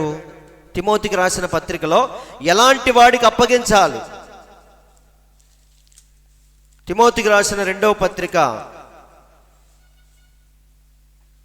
2వ అధ్యాయము 1 నుంచి చూద్దాం. తిమోతికి రాసిన 2వ పత్రిక 2:1 నుంచి, నా కుమారుడా, క్రీస్తు యేసునందున్న కృపచేత బలవంతుడవు కమ్ము. నీవు అనేక సాక్షుల ఎదుట నా వలన విన్న సంగతులను ఇతరులకు బోధించుటకు సామర్థ్యము కలిగి ఉండాలి. మొదటిది. రెండవది, నమ్మకమైన మనుషులకు అప్పగించుము. ఎలాంటి వారికి అప్పగించాలి? సీనియారిటీని బట్టి కూడా కాదండి. సీనియారిటీ అనేది వాళ్ళకుండే లక్షణాల్లో ఒక లక్షణం. కానీ దానితో పాటు మిగతా విషయాలు కూడా చూడాలి. సామర్థ్యము కలిగి ఉండాలి. ఇంకొకరికి వాక్యము చెప్పి దేవునిలోకి నడిపించగలిగే సామర్థ్యం ఉండాలి. రెండవది, నమ్మకముగా ఉండాలి. అవునా? అలాంటి వారికి అప్పగించమని పౌలు తిమోతికి రాసిన పత్రికలో చెప్తున్నాడు. కాబట్టి పౌలు ఏమంటున్నాడు? ఈ ఘనత తనకు తానే ఎవడూ వహించుకొనడు. కానీ అహరోను పిలవబడినట్టుగా మనం కూడా పిలవబడాలి. నీకు ఆసక్తి ఉండొచ్చు, లోపల మంట ఉండొచ్చు, కానీ యాజకత్వము చేయటానికి దేవుని యొక్క పిలుపు కంపల్సరిగా కావాలి. నీకున్న ఆశను బట్టి కాదు, దేవుని పిలుపును బట్టే నువ్వు వెళ్ళాలి. ఇక్కడ చూడండి, ఇప్పుడు దేవుడు యాజకత్వాన్ని ఎవరికి ఇచ్చాడు? 12 గోత్రాలు ఉంటే వారిలో ప్రత్యేకించి దేవుడు లేవి గోత్రానికి మాత్రమే ఇచ్చాడు. అవునా? దేవుడు మరీ చెప్పాడు, లేవీయులకు నేను ఆస్తిపాస్తులు ఏమీ ఇవ్వట్లేదు. యెహోషువ కూడా అందరికీ పంచేటప్పుడు ఆస్తులు లేవి గోత్రానికి ఏమీ ఇవ్వలేదు. ఎందుకని? దేవుడు ఏమన్నాడు? లేవీయులకు ఆస్తి ఏమన్నా ఉంటే అది నేనే అన్నాడు. నిజంగా ఎంత ఆశీర్వాదమో చూడండి. ₹1,00,00,000 కంటే దేవుడు నీతో ఉండటం అనేది గొప్ప విషయం. దేవుడు ఏమంటున్నాడు లేవీయుల గురించి? వారికి ఆస్తుపాస్తులు ఏమీ వద్దు, ఎందుకంటే వారి ఆస్తిని, వారి స్వాస్థ్యాన్ని నేనే. అయితే మీరేం చేయాలంటే వారు బతకటానికి మీ ఆస్తిలో కొంత భాగం ఎవరికి ఇవ్వాలి? లేవీయులకి ఇవ్వాలి. దేవుడు మాన్యం అని మనం చెప్తాం కదా. సేమ్ అలాగే మీరు కూడా మీ ఆస్తిలో కొంత భాగం లేవీయులకి ఇవ్వాలి. అలాగే మీ పొలాల్లో కొంత భాగం లేవీలకు ఇవ్వాలి, వారు పండించుకొని తినటానికి. అలాగే మీ ఇళ్లల్లో ఉన్న స్థలాలను కొంత లేవీలకు ఇవ్వాలి, ఎందుకంటే వారు ఆశ్రయపురాలు కట్టించుకోవాలి. ఇలా దేవుడు ఏం చేశాడంటే యాజకత్వము చేసే అర్హత ఎవరికి ఇచ్చాడంటే లేవీలకు మాత్రమే ఇచ్చాడు. అందరు ఇక్కడే ఉన్నారా? వీళ్ళందరూ ఎవరంటే లేవీ గోత్రానికి చెందినవారు. అయితే లేవీ గోత్రములో పుట్టినంత మాత్రాన అందరూ యాజకులు అవ్వరు. అందరూ వింటున్నారు లేదా? ప్రధాన యాజకుడు లోపలికి వెళ్ళేటప్పుడు లేవీలు ఎవడు పడితే వాడు వెళ్ళటానికి వీల్లేదు. దేవుడు లేవీ గోత్రాన్ని ఎన్నుకున్నా సరే అందులో కూడా ఎవడినైతే దేవుడు పిలిచాడో అతను మాత్రమే దేవుని దగ్గరికి రావాలి. అందరూ వింటున్నారు? ఒకసారి చూద్దాం. అందుకే ఒకసారి ఏమైంది, అరణ్యములో దాతాను, కోరహు, అబిరాములు మోషే మీద తిరుగుబాటు చేశారు. ఎవరు వాళ్ళు? ఇందులో కోరహు ఎవరంటే లేవీ గోత్రానికి చెందినవాడు. మిగతా దాతాను, అబిరాము వీళ్ళందరూ ఎవరంటే రూబేను గోత్రానికి చెందినవారు. ఇప్పుడు కోరహు లేవీ గోత్రంలో పుట్టాడు కాబట్టి గొడవకొచ్చాడు. ఏమంటున్నాడు? మేము కూడా లేవీ గోత్రంలో పుట్టాం, మాకు కూడా యాజకత్వము చేసే అధికారం ఉంది, నువ్వేనా, ఎంతసేపు నువ్వు నీ తమ్ముడు మీరేనా అని చెప్పేసి ఆయన మీద తిరుగుబాటు చేశారు. చూద్దాం ఒకసారి. సంఖ్యాకాండము 16:3. మోషే అహరోనులకు విరోధముగా పోగుపడి, అందరూ ఆలకిస్తున్నారా? ఇప్పుడు సపోజ్ కోరహు లేవీ గోత్రానికి చెందినవాడు. ఇప్పుడు కోరహుకి డౌట్ వచ్చింది. ఏమని? మోషే వాళ్ళ అన్నయ్య అహరోను, మిరియాము మొత్తం ఫ్యామిలీ మొత్తం ఇక్కడే ఉన్నారు, ఇక మాకు అవకాశం ఇవ్వరా అనుకున్నప్పుడు కోరహు ఏం చేయాలి? ఆ విషయాన్ని పర్సనల్గా వచ్చి మోషేతో మాట్లాడాలి. అవునా కాదా? మోషేతో డిస్కస్ చేయాలి, తనకున్న అభ్యంతరాన్ని తెలియచేయాలి. కానీ కోరహు, అబిరాములు ఏం చేశారంటే దాన్ని ఇతర ప్రజలందరికీ వ్యాపింపజేశారు. నీకున్న సందేహాన్ని, నీకున్న ఏదైతే విషబీజం ఉందో దాన్ని ఏం చేస్తారు వీళ్ళు? పక్కన ఉన్న విశ్వాసులు కూడా వ్యాపింపజేస్తూ ఉంటారు. వాళ్ళ మనసుల్లో కూడా విషబీజాలు నాటుతూ ఉంటారు. ఇలా కొంతకాలానికి ఏమైంది? సంఘము రెండుగా చీలిపోయింది. చూడటానికి ఒకలాగే కనిపిస్తారు, కానీ అందులోనే ఎవరుంటారు? దాతాను, కోరహు, అబిరాములు లాంటి వాళ్ళు ఉంటారు. ఇప్పుడు వీళ్ళు ఏం చేశారంటే మిగతా వారిని కూడా రెచ్చగొట్టారు. కాబట్టి ఎందుకు చెప్తున్నానంటే ఆ విధానమే తప్పది. నువ్వు నిజంగా సరైన వ్యక్తివైతే నీకున్న అభ్యంతరాన్ని ఎవరికి తెలియచేయాలి? వచ్చి పాస్టర్ గారితో మాట్లాడాలి. నువ్వు ఎవరైతే పెద్ద ఆయన ఉన్నాడో ఆయనతో నువ్వు మాట్లాడాలి. ఎందుకంటే మన ప్రవక్త చేసింది అదే. బాప్టిస్ట్ సంఘంలో ఉన్న పద్ధతులు ఆయనకేమీ నచ్చనప్పుడు మన ప్రవక్త ఏం చేశాడు? అందరినీ రెచ్చగొట్టాడా? మనందరం కలిసి గొడవకి వెళ్దాం, అందరూ కలిసి పాస్టర్ గారిని నిలదీద్దామని ఇలాంటి కార్యక్రమాలు జరుగుతున్నాయి అంటే అది ఖచ్చితంగా సంఘంలో ఉన్న దురాత్మని మనం గుర్తించాలి. నిజమండి. ఎందుకంటే అభ్యంతరాలు రాకుండా ఉండవు, కానీ వచ్చిన దాన్ని ఎలా మనం పరిష్కరించుకోవాలి దాని గురించి మనం ఆలోచించాలి. డైరెక్ట్గా గొడవకి వెళ్ళిపోవాలా లేదా దాని గురించి చర్చించాలా? కాబట్టి ఇక్కడ దాతాను, కోరహులు ఏం చేశారు? మనసులో అది నిజంగా మంట కాదు, కడుపు మంట. అది చెప్పాలంటే పైకి ఏమంటారు? దేవుడి మంట నాలో ఉంది అంటాడు, కానీ అది దేవుని మంట కాదు, కడుపు మంట. అది దాన్ని ఇలా వ్యక్తపరుస్తూ ఉంటారు. ఇప్పుడు దాతాను, కోరహులకి ఏమొచ్చింది? మోషేను చూస్తే, అహరోనును చూస్తే కడుపు మంట. అందుకే వచ్చి ఏమంటున్నారు? చదవండి. మోషే అహరోనులకు విరోధముగా పోగుపడి మీతో మాకిక పని లేదు. ఏమన్నాడు? ఎందుకంటే మాకు కూడా అభిషేకం ఉంది, మేము కూడా లేవీ గోత్రానికి చెందిన వారమే, లేఖనాలు మాకు తెలుసు, వాక్యం చెప్పటం మాకు తెలుసు, సంఘాలు కట్టడం మాకు తెలుసు అని చెప్పేసి మీతో మాకిక పని లేదు. చూడండి, సర్వ సమాజంలోని ప్రతివాడును పరిశుద్ధుడే. ఏమంటున్నారు వాళ్ళు? ఇప్పుడు నీ బాధ ఏంటో నువ్వు చెప్పాలి, కానీ వాళ్ళు వచ్చి ఏమంటున్నారు? ప్రజలందరి తరపున నేను అన్నట్టుగా మాట్లాడుతున్నారు.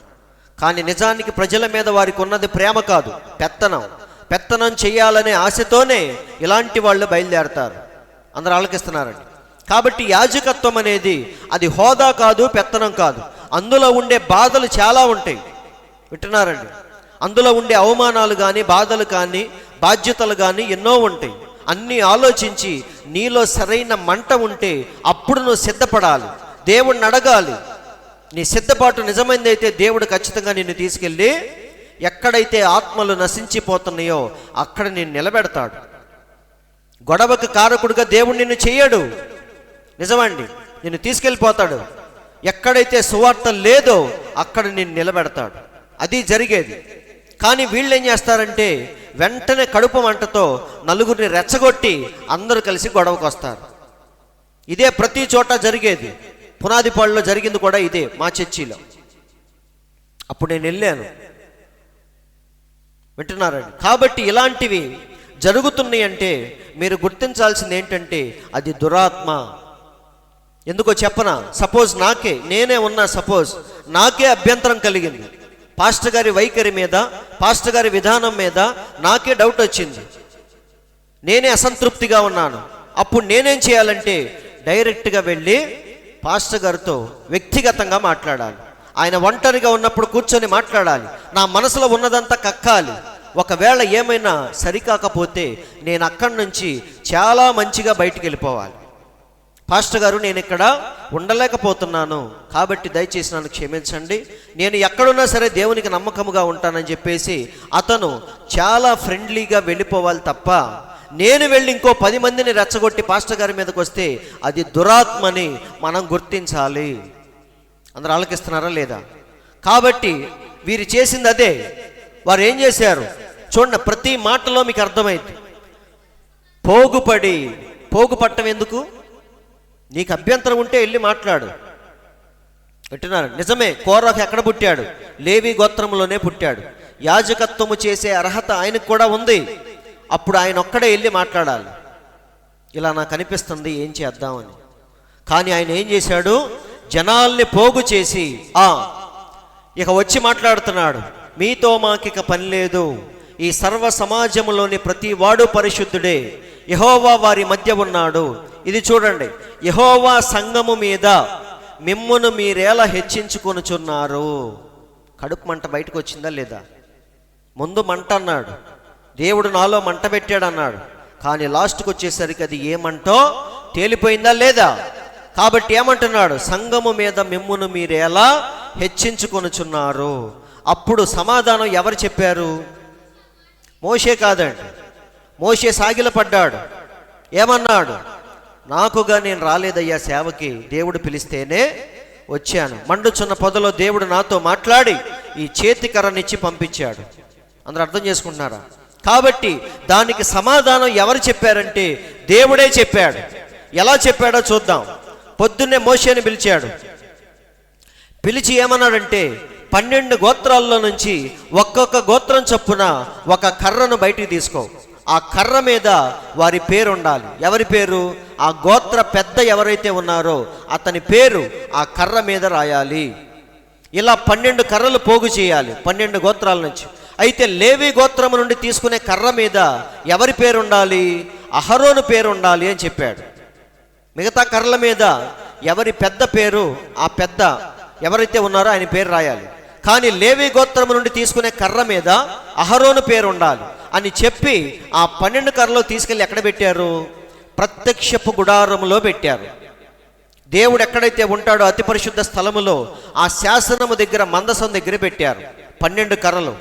అప్పుడు దేవుడు ముందే చెప్పాడు, ఈ 12 కర్రల్లో ఏ కర్ర చిగురించిద్దో ఆ వ్యక్తిని మాత్రమే నేను ఎన్నుకున్నట్టు అని తీసుకెళ్ళి లోపల పెట్టమంటాడు. పెట్టి మోషే బయటకు వచ్చేసాడు. పొద్దున్నే వెళ్ళి చూస్తే ఎవరి కర్ర చిగురించింది? అహరోను చేతి కర్ర చిగురించటం మాత్రమే కాదు కానీ దానికి ఆకులు, పువ్వులు, బాదంకాయలు మొత్తం వచ్చి ఒక చిన్న చెట్టులాగే మారిపోయింది. అవునా? మోడు బారిపోయిన కర్రను దేవుడు ఏం చేశాడు? చిగురింపజేశాడు. అప్పుడు ప్రజలందరికీ అర్థమైంది. ఏమని? దేవుడు ఎన్నుకున్నది కేవలం అహరోనును మాత్రమే. లేవి గోత్రంలో ఎంతమంది అయినా ఉండొచ్చు, కానీ దేవుని అభిషేకం మాత్రం అహరోను మీదకే వెళ్ళింది. కాబట్టి ఇక మనందరం ఏం చేయాలి? నోరు మూసుకొని అహరోను, మోషే చెప్పినట్టుగా మనం చెయ్యాలి.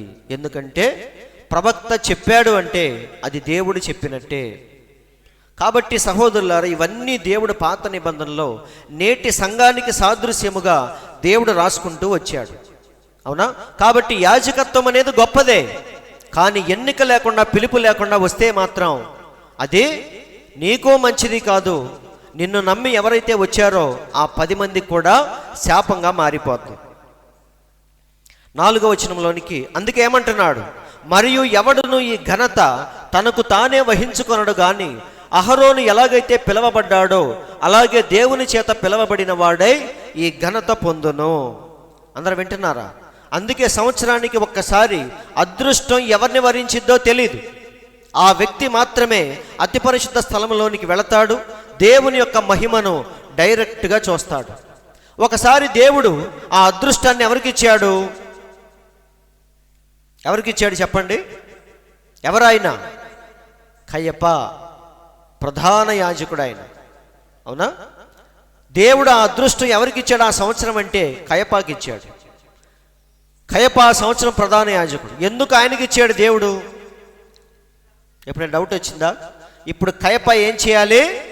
ప్రవచించాలి. ఎవరి గురించి? దేవుని గురించి ప్రవచించాలి. అది ప్రపంచమంతా మాట్లాడుకోవాలి.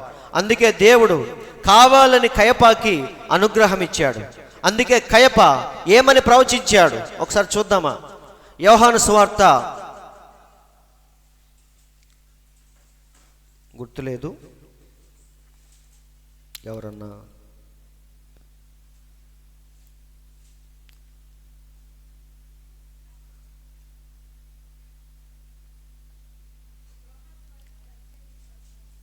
పద్దెనిమిది 14. యోహాను సువార్త 18:14 ఒకసారి చదవండి.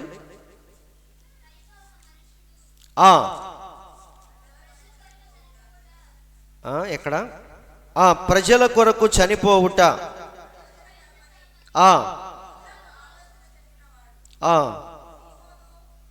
అది కాదు.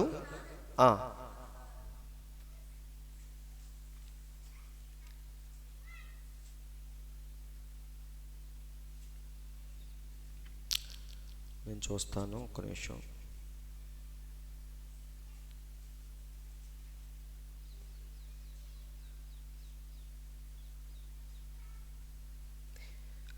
యోహాను సువార్త 11:51. 11వ అధ్యాయము 51. చూడండి, ఇప్పుడు కయప ప్రవచించాడు. ఏమని? అనేకులు బ్రతకాలంటే ఒకడు చనిపోవాలి అని ప్రవచించాడు. ఎలా ప్రవచించాడో చూద్దాం. 51. తనంతట తానే ఇలాగు చెప్పలేదు కానీ, అర్థమైందా? ఆ సంవత్సరం ఆయన ప్రధాన యాజకుడై ఉండేను గనుక యేసు ఆ జనము కొరకు మాత్రమే కాక చెదరిపోయిన దేవుని పిల్లల్ని ఏకముగా సమకూర్చుటకును చావనై ఉన్నాడని ప్రవచించెను. ప్రవచనం చెప్పాలంటే ఒకడు తన ఊహను బట్టి చెప్పుట వలన ఏది పుట్టదని బైబిల్లో ఉందా లేదా? కాబట్టి కయప ఎవరు? అసలు దేవుణ్ణి చంపే వాళ్ళల్లో ప్రధానమైన వాడు. అవునా? కాబట్టి అలాంటి వాడి చేతే దేవుడు ఏ మాట చెప్పిస్తున్నాడు?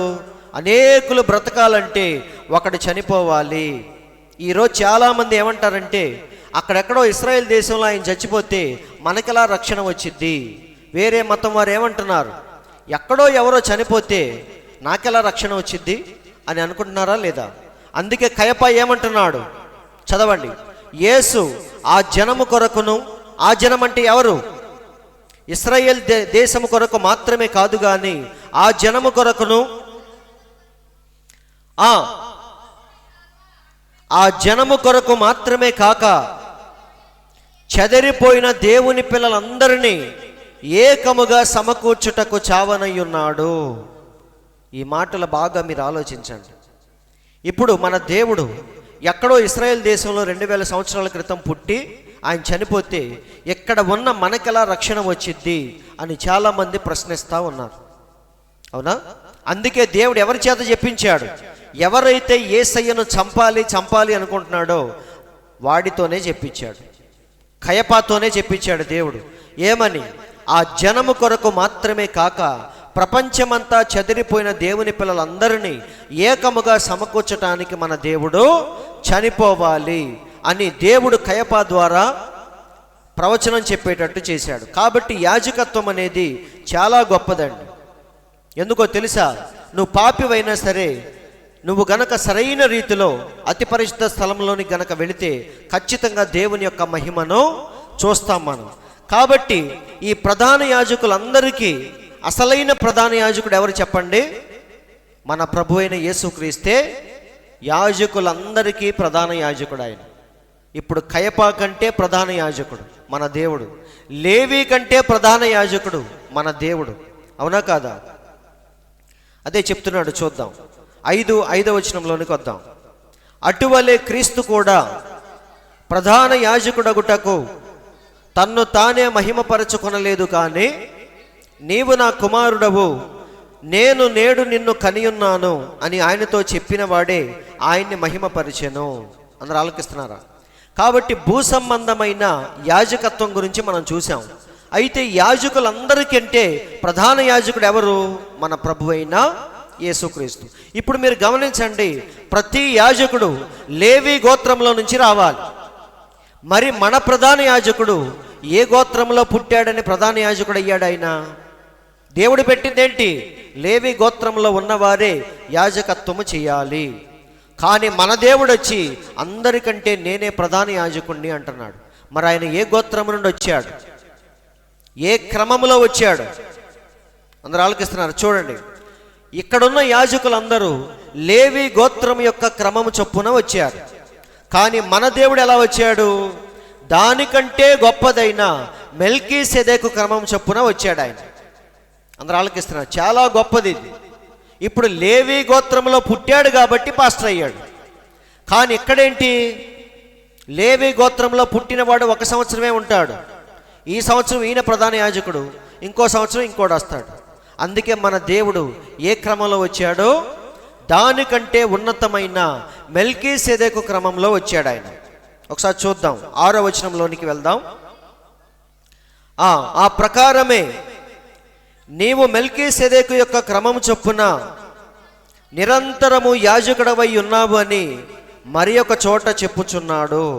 కాబట్టి మన దేవుడు వచ్చింది ఏ క్రమం? అది మెల్కీసెదెకు యొక్క క్రమంలో వచ్చాడు. అసలు ఎంతకీ మెల్కీసెదెకు క్రమం ఏంటని మీ అందరికీ డౌట్ రావచ్చు. అవునా? లేవి గోత్ర క్రమం ఏంటో మాకు తెలుసు, కానీ కొత్తగా మెల్కీసెదెకు క్రమం ఏంటి?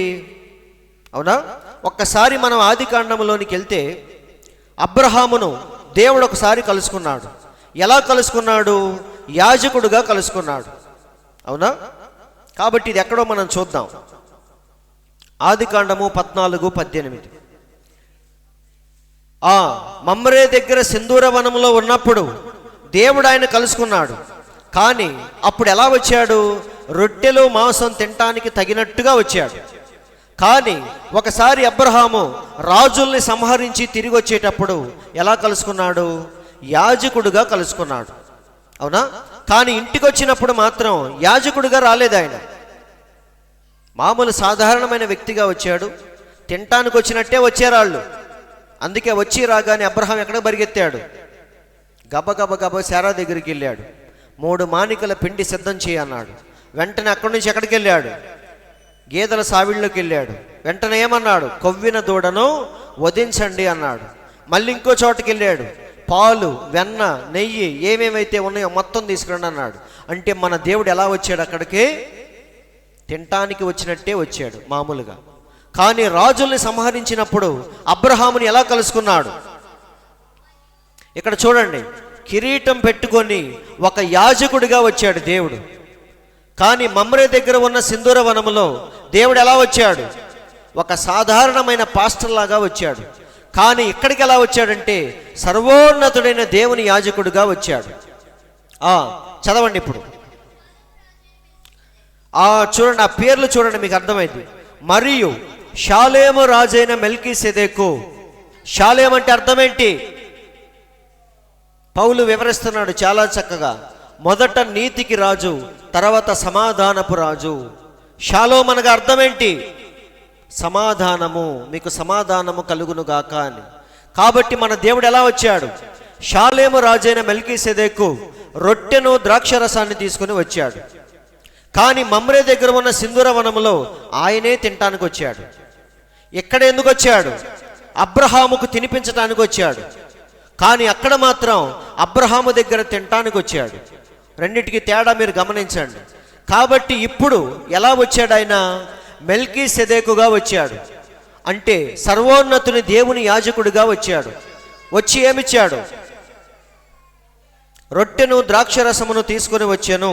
అతడు సర్వోన్నతుడగు దేవునికి యాజకుడు. అందరూ ఆలకిస్తున్నారా? కాబట్టి అతి పరిశుద్ధ స్థలములో ఉన్న ప్రధాన యాజకుడి లాగా కాదు, గాని సర్వోన్నతుడైన దేవుని యాజకుడుగా వచ్చాడు. అప్పుడు అతడు అబ్రహామును ఆశీర్వదించి, ఆకాశముకు భూమికిని సృష్టికర్తయగు సర్వోన్నతుడైన దేవుని వలన అబ్రహాము ఆశీర్వదించబడునుగాక అని ఆశీర్వదించి రొట్టెను ద్రాక్షరసాన్ని అబ్రహాముకి ఇచ్చాడు. అందరు ఇక్కడే ఉన్నారా? కాబట్టి అబ్రహామును దేవుడు ఎలా దర్శించాడు? యాజకుడుగా వచ్చాడు. ఇంట్లో ఉన్నప్పుడు ఎలా వచ్చాడు? అతిథిగా వచ్చాడు. తినటానికి వచ్చాడు. తిని ఆశీర్వదించి వెళ్ళిపోయాడు. సొదొమ గొమొర్రా పట్టణాలను నాశనం చేయటానికి అప్పుడు వచ్చాడు. కానీ ఇప్పుడు ఎందుకు వచ్చాడు? అబ్రహాముకు ద్రాక్షరసము రొట్టె ఇవ్వటానికి వచ్చాడు. అవునా? అంటే ప్రధాన యాజకుడుగా దేవుడు ఆదికాండములోనే అబ్రహామును దర్శించాడు. అందుకే అబ్రహాము కూడా ఆయనకేమిచ్చాడు? అన్నిటిలో 10వ వంతు చెల్లించాడు. చూడండి, నీ శత్రువులను నీ చేతికి అప్పగించిన సర్వోన్నతుడగు దేవుడు స్తుతింపబడునుగాక అని చెప్పాను. అప్పుడు అతడు అన్నిటిలో అతనికి 10వ వంతు చెల్లించెను. అందరూ వింటున్నారండి? కాబట్టి సహోదరులారా, ఇక్కడ దేవుడు ఎలా వచ్చాడు? అసలు సిసలైన ప్రధాన యాజకుడుగా వచ్చాడు. లేవి కంటే గొప్ప ప్రధాన యాజకుడు. అందుకే ఇక్కడ మనం చూస్తే అబ్రహాము దేవునికి ఏమిచ్చాడు? 10వ వంతు చెల్లించాడు. అందరూ కలిసి లేవీకి ఇస్తే ఇప్పుడు లేవి ఎవరికి ఇచ్చాడు? అబ్రహాము దేవునికి 10వ వంతు చెల్లించాడంటే అబ్రహాము లోపల ఎవరున్నారు? ఇస్సాకు ఉన్నాడు. అంటే ఇస్సాకు చెల్లించినట్ట కాదా? ఇస్సాకు లోపల ఎవరున్నారు? యాకోబు ఉన్నాడు. అంటే యాకోబు చెల్లించినట్ట కాదా? యాకోబు లోపల ఎంతమంది ఉన్నారు? 12 మంది ఉన్నారు. వారిలో ఒకడైన లేవి కూడా దశంభాగం ఇచ్చినట్టే. మనందరం కలిసి లేవికి దశంభాగం ఇస్తే లేవి ఎవరికి ఇచ్చాడు? అంటే పెద్ద పాస్టర్ ఎవరు ఇక్కడ చెప్పండి? అహరోను కాదు, కయపా కాదు, వీళ్ళందరినీ నియమించిన ప్రభు అయిన యేసుక్రీస్తే అసలు సిసలైన ప్రధాన యాజకుడు. అవునా? ఆయన వచ్చింది ఏ క్రమంలో? మెల్కీసెదెకు యొక్క క్రమంలో వచ్చాడు.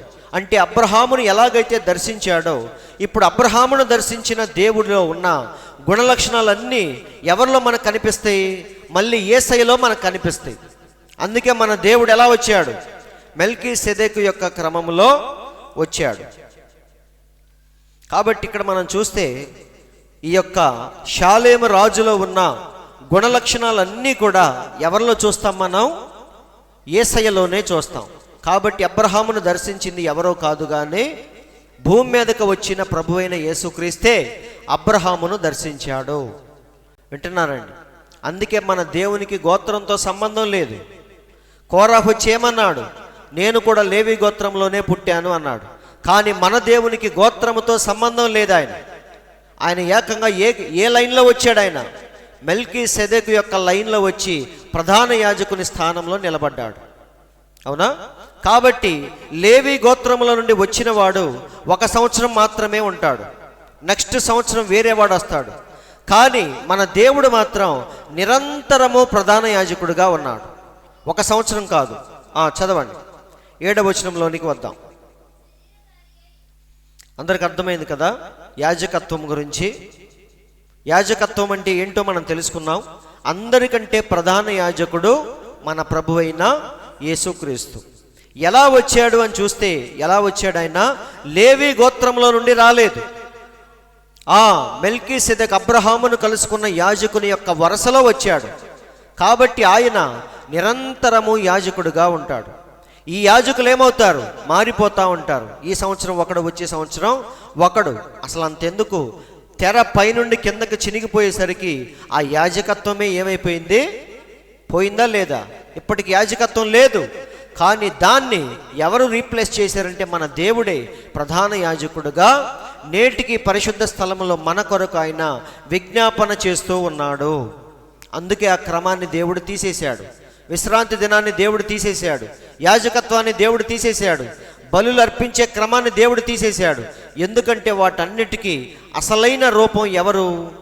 ప్రభు అయిన యేసుక్రీస్తు. కాబట్టి అసలైంది వచ్చినప్పుడు నీడ వైపు మనం చూస్తామా? చూడం. అసలైంది రానంత వరకే నీడను మనం చూస్తూ ఉంటాం. ఎప్పుడైతే అసలైంది వచ్చిందో అప్పుడు నీడను మనం విడిచిపెట్టేస్తాం. 7వ వచనం, శరీరధారి అయి ఉన్న దినములలో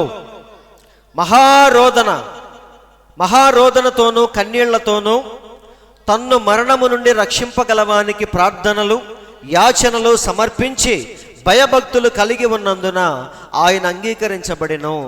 ఇప్పుడు మీరు ఆలోచించండి, మన దేవుడు యేసయ్య దేవుడుగా భూమి మీదకి వచ్చి మళ్ళీ ఆయన ఏడవటం ఏంటి? దేవునికి కన్నీళ్ళు ఉంటాయా?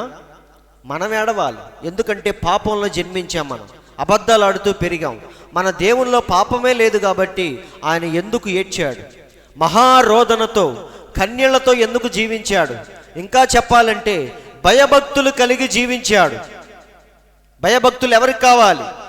ఇక్కడ కూర్చున్న నీకు నాకు కావాలి. కన్నీళ్ళు ఎవరికి కావాలి? మనకు కావాలి. రోదన ఎవరికి కావాలి?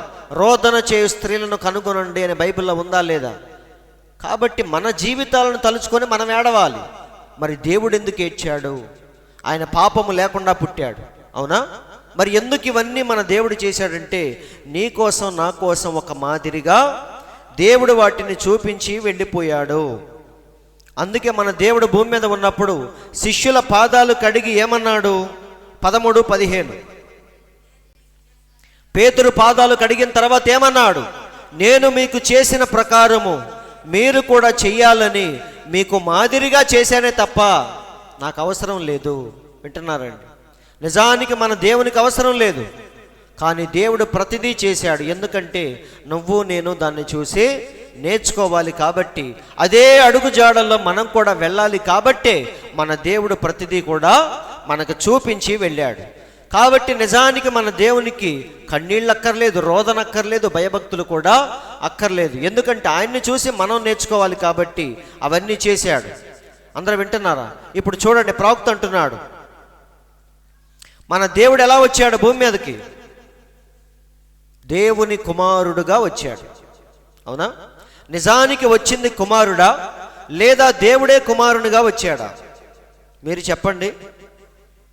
దేవుడే కుమారుని వేషంలో వచ్చాడా లేక పైన ఇంకో కుమారుడు ఉంటే ఆయన్ని పంపించాడా దేవుడు? దేవుడే స్వయముగా కుమారుని స్థానములో వచ్చాడు. అందరూ వింటున్నారండి? ఇప్పుడు సపోజ్ సీఎం గారు అప్పుడప్పుడు ఏం చేస్తూ ఉంటాడు? రైతులతో మాట్లాడేటప్పుడు ఈయన కూడా తలపాగా కట్టుకుంటాడు. అప్పుడప్పుడు నాగల్ని ఇట పట్టుకొని ఫోటో దిగుతాడు. వ్యవసాయదారుల్లాగా ఫోటోలు దిగుతాడు. అంటే ఆయన నిజంగా వ్యవసాయం చేసేవాడా? కాదండి. కానీ ఒక రైతు దగ్గరికి వచ్చినప్పుడు ఎలా మారాడు? ఆయన రైతులాగా మారాడు. మొన్న పల్స్ పోలియో జరిగినప్పుడు అక్కడికి వచ్చి ఏం చేశాడు? ఆయన కూడా కొంతమందికి పోలియో చుక్కలు వేసాడా లేదా? పేషెంట్స్తో మాట్లాడా లేదా? అంటే హాస్పిటల్కి వచ్చినప్పుడు ఎలా మారాడు? ఆయన ఒక డాక్టర్ లాగా, నర్సు లాగా మారాడు. రైతు దగ్గరికి వెళ్ళినప్పుడు రైతులాగా మారాడు, అవునా కాదా? కానీ నిజానికి ఆయన రైతు కాదు, డాక్టర్ కాదు, ఆయన సీఎం గారు. కానీ వచ్చినప్పుడు ఎలా మారాడు? పరిస్థితిని బట్టి దానికి అనుగుణంగా ఆయన మారుతా ఉన్నాడు. సేమ్ అలాగే మన దేవుడు కూడా నిజానికి కుమారుడు కాదు, కానీ ఎలా వచ్చాడు? కుమారుని యొక్క స్థానంలో వచ్చాడు. కాబట్టే ఆయన ఏడ్చాడు, ఆకలి కొన్నాడు, రోదనతో జీవించాడు, భయభక్తులు కలిగి జీవించాడు. అదే అంటున్నాడు చూడండి ఎలా వచ్చాడు. ఆ దేవుడే తనంతట తానుగా కుమారుని రూపములో వచ్చి ఉన్నాడు. పైన ముగ్గురు లేరు. ప్రవక్త అంటున్నాడు చూడండి, పైన ముగ్గురు లేరు ఎవరో ఒకరిని పంపించడానికి. ఓ పాస్టర్ చెప్తున్నాడు, పైన ముగ్గురు కూర్చొని మాట్లాడుకుంటున్నారంట. ఏమని? మానవుల్ని విమోచించడానికి ఎవరు వెళ్తారు? అంటే కుమారుడు ఏమన్నాడంట, నేను వెళ్తా అని చెప్పేసి కుమారుడు చెయ్యెత్తాడంట. అప్పుడు తండ్రి ఏమన్నాడు, సరే వెళ్ళు, కానీ వెళ్ళిన తర్వాత నీకు అక్కడ తన్నులు తప్పవు, కొరడా దెబ్బలు, ముళ్ళ కిరీటాలు, ముఖం మీద ఉమ్ములు ఇటాలు ఇవన్నీ ఉంటాయి, ఆలోచించుకొని వెళ్ళు అన్నాడంట. అప్పుడు నిజంగానే కుమారుడు భూమి మీదకి వచ్చి అందరూ కలిసి ఆయన కొరడాలతో కొట్టి ఆయన రక్తాన్ని చీలుస్తుంటే, మాంసాన్ని చీలుస్తుంటే అప్పుడు ఆయన అన్నాడంట, ఏమని, నిజమే నువ్వు చెప్పింది నేను వినలేదు, బ్లడ్ వచ్చేస్తుంది చూడు అన్నాడంట. నిజమండి, అది నేను లైవ్లో విన్నాను. విజయవాడలో మీటింగ్ జరుగుతుంటే నేను కూడా వెళ్ళినప్పుడు చెప్తున్నాడు, బ్లడ్ వచ్చేస్తుంది ఇక్కడ, ఏం చేయమంటావని తండ్రిని వేడుకున్నాడంట. గెత్సెమనే తోటలో వెళ్ళి ఏమంటున్నాడు, ఈ గిన్నె నా యొద్ద నుండి తొలగించు అన్నాడా లేదా? కాబట్టి ఆయనకి అప్పుడు అనిపించిందంట, అమ్మో ఇన్ని కష్టాలు ఉంటాయా, ఇవి నేను తెలియక వచ్చి ఇరుక్కుపోయానే. అందరూ ఆలకిస్తున్నారు లేదా? మరి నిజంగా ఇరుక్కుపోయి ఉంటే పిలాతు దగ్గర ఏమనేవాడు ఆయన, నేను తలుచుకుంటే నేను రక్షిస్తానంటే ఆయన ఏమన్నాడు, పైనుంచి నీకు అధికారం లేకపోతే నీకెక్కడిది, నా ప్రాణము పెట్టడానికి నాకు అధికారం ఉంది, తిరిగి తీసుకోవటానికి నాకు అధికారం ఉంది, అయినా సరే నేను వచ్చింది ఇందుకోసమే కదా అని ప్రార్థన చేశాడో చేయలేదా? ఈ పాస్టర్ ఏమని చెప్తున్నాడు, ఆయనకి ఇప్పుడు తెలిసి వచ్చిందంట. కాబట్టి అదే అంటున్నాడు ప్రవక్త, పైనేమీ ముగ్గురు మనుషులు లేరు ఒకళ్ళని పంపించడానికి. ఆ దేవాతి దేవుడే ఎలా వచ్చాడు, తనంతట తానుగా కుమారుని రూపములో వచ్చి ఉన్నాడు. అందరూ వింటున్నారా? కాబట్టి ఆయన సీఎం గారే, కానీ ఇక్కడికి వచ్చి ఎలా మారిపోయాడు, డాక్టర్ లాగా మారిపోయాడు. అటెళ్ళి ఏం చేస్తున్నాడు, రైతులాగా మారిపోయాడు. అట్లా అని చెప్పేసి మనం రైతులాగా చూడకూడదు, ఆయన్ని సీఎం లాగే చూడాలి. అలాగే కుమారునిగా మన దేవుడు వచ్చాడే తప్ప నిజానికి ఆయన కుమారుడు కాదు. కుమారుడు అంటేనే ఎవడో ఒకడికి పుట్టాలి, అవునా కాదా? ఇప్పుడు నేను మా నాన్నకు పుట్టాను, అవునా? అంటే నాకు ఆరంభం ఉందా లేదా? ఎవరిలో నుంచి వచ్చా, నేను పలానా వ్యక్తిలో నుంచి బయటకు వచ్చాను అంటే నాకు ఆరంభం ఉంది. కానీ మన దేవునికి ఆది లేదు, అంతము లేదు. అంటే ఆయన కుమారుడు కాదు, కానీ ఎలా వచ్చాడు, కుమారుడుగా వచ్చాడు. నువ్వు నేను ఎలా జీవించాలో చూపించటానికే వచ్చాడు. 8వ వచనం, ఆయన కుమారుడై ఉండి తాను పొందిన శ్రమల వలన విధేయత నేర్చుకొనెను. ఎక్కడ ఒక క్షణం ఆగుదాం. మన దేవుడు విధేయత నేర్చుకున్నాడంటే ఆయనకు విధేయత లేదనా? లేనోడే కదా నేర్చుకునేది, అవునా? మనకు భాష తెలీదు, కానీ ఒకరోజు నేర్చుకుంటాం. మనకు తినటం తెలీదు, ఒకరోజు మనం నేర్చుకుంటాం. అంటే ఆయనకు విధేయత నేర్చుకున్నాడంటే దాని అర్థం ఏంటి? ఒకప్పుడు లేదనా? కాదండి. మనం ఎలా విధేయత నేర్చుకోవాలో మన దేవుడు చూపించాడు. అంతేగాని ఆయనకి విధేయత లేదని భూమి మీదకి వచ్చినాక నేర్చుకున్నాడని అర్థం కాదు. తర్వాత 9వ వచనం, మరియు ఆయన సంపూర్ణ సిద్ధి పొందినవాడై. ఏ క్రమం? లేవీ క్రమము కాదు. లేవీ క్రమం అయిపోయింది. నిజంగా లేవీ క్రమంలో మన దేవుడు వచ్చి ఉంటే ఈ పాటికి అది పాత నిబంధనలో దేవుడు ఏం చేశాడు, అన్నింటినీ కొట్టేసుకుంటూ వెళ్ళిపోయాడు. అంటే ఆయన యాజకత్వం కూడా ఏమైపోయేది, కొట్టివేయబడేది. అందుకే మన దేవుడు ఎలా వచ్చాడు, ఆ క్రమాన్ని విడిచిపెట్టి మెల్కీసెదెకు యొక్క క్రమంలో వచ్చాడు. మెల్కీసెదెకు యొక్క క్రమంలో చేరిన ప్రధాన యాజకుడని దేవుని చేత పిలవబడి. వింటున్నారా? యాజకత్వం అనేది ఎలా రావాలి? నీకు నువ్వు అనుకుంటే కాదు. దేవుడు నిన్ను ఎన్నుకోవాలి, పిలవాలి, పలానా చోట నిన్ను నిలబెట్టాలి. ఆ పాత్రను దేవుడే వాడుకోవాలి, నీదంటూ ఏమీ లేదు. దేవుని చేత పిలవబడి తనకు విధేయులైన వారికి అందరికీ నిత్య రక్షణకు కారకుడాయను. నిత్య రక్షణ అంటే అర్థమేంటి? మనం రక్షించబడ్డామంటే ఇక మనం పూర్తిగా విమోచించబడినట్లే. మన జీవం ఎవరిలో దాచబడింది? క్రీస్తులో దాచబడింది. కాబట్టి నిత్య రక్షణకు కారకుడు అవ్వాలంటే ఆయన ఏ క్రమంలో రావాలి? ఆ క్రమంలోనే రావాలి. లేవి క్రమంలో వస్తే మాత్రం అసలు అది ఎందుకు పనికిరాదు. అది ఆ సంవత్సరం వరకే వర్తించిద్ది, వచ్చే సంవత్సరం ఇంకొకరు వస్తారు. అందుకే మన దేవుడు అసలైన ప్రధాన యాజకుడిగా వచ్చాడు. తర్వాత వచనంలోనికి వెళ్దాం. అందరూ ఆలకిస్తున్నారు కదా. ఇప్పుడు యాజకత్వము గురించి ప్రవక్త చాలా క్లియర్గా చెప్పాడు. కానీ మెల్కీసెదెకు యొక్క క్రమం గురించి 7వ అధ్యాయంలో మళ్ళీ మనం మాట్లాడుకోవాలి. ఎందుకంటే 7వ అధ్యాయం అంతా కూడా ఈ మెల్కీసెదెకు క్రమం గురించే పౌలు వివరిస్తాడు. అందుకే మన ప్రవక్త కూడా 7వ అధ్యాయంలో మళ్ళీ దాని గురించి మాట్లాడుకుందామని దీన్ని ఇక్కడే విడిచిపెట్టాడు. వెంటనే వేరొక టాపిక్లోకి వెళ్తున్నాడు. చూడండి, ఇందును గూర్చి మేము చెప్పవలసినవి అనేక సంగతులున్నవి. పౌలుకు దేవుడిచ్చిన జ్ఞానం ఎలాంటిదంటే, నిజముగా ప్రవక్త అంటున్నాడు, బోధకులందరికంటే ఆయన హెడ్ అంటున్నాడు. ఎందుకంటే దేవుడు ఆయనకి ఇచ్చిన పాండిత్యం కానీ జ్ఞానము కానీ ఎంతో గొప్పది. పౌలును వదిలేస్తే అలా చెప్తూ చెప్తూ చెప్తూ ఒకసారి ఏమైంది చెప్పండి? ఒకసారి చెప్తూ చెప్తూ చెప్తూ ఏమైంది? ఒక పిల్లవాడు కిటికీలో నుంచి కింద పడి చచ్చిపోయాడా లేదా? ఎందుకంటే వాక్యం ఎక్కడ దాకా వెళ్ళింది? అర్ధరాత్రి వరకు పౌలు విస్తరించి మాట్లాడుతూనే ఉన్నాడు. అప్పుడు నిద్రకి కొంచెం ఒక ఆయన ఏం చేశాడు? పిల్లవాడు అటు ఇటు ఊగి కింద పడిపోయాడు. అవునా? అప్పుడు అందరూ గొడవకు వచ్చారా? 10 అయింది, 11 అయింది, 12 అయింది, వాక్యం ఆపవేయని తిట్టారా? లేదండి. వెంటనే అందరూ కిందకి వెళ్ళారు. అతను ఎక్కడి నుంచి పడిపోయాడు? 3వ అంతస్తు నుంచి పడిపోయాడు. అంటే ఖచ్చితంగా బతికే ఛాన్సులు అనేవి లేవు, చనిపోయాడు. కానీ పౌలు వెళ్ళి ఏం చేశాడు? ఆ వ్యక్తిని ఎప్పుడైతే గట్టిగా కౌగిలించుకున్నాడో మళ్ళీ పౌలులో ఉన్న పరిశుద్ధాత్మ ఎవరిలోకి వెళ్ళింది? అందరూ ఆలకిస్తున్నారా? జ్వరంతో గజగజ వణికిపోయేవాడిని మనం ఏం చేస్తాం? ఎప్పుడైతే గట్టిగా హత్తుకుంటామో అప్పుడు మనలో ఉన్న వేడి ఎవరిలోకి వెళ్ళిద్ది?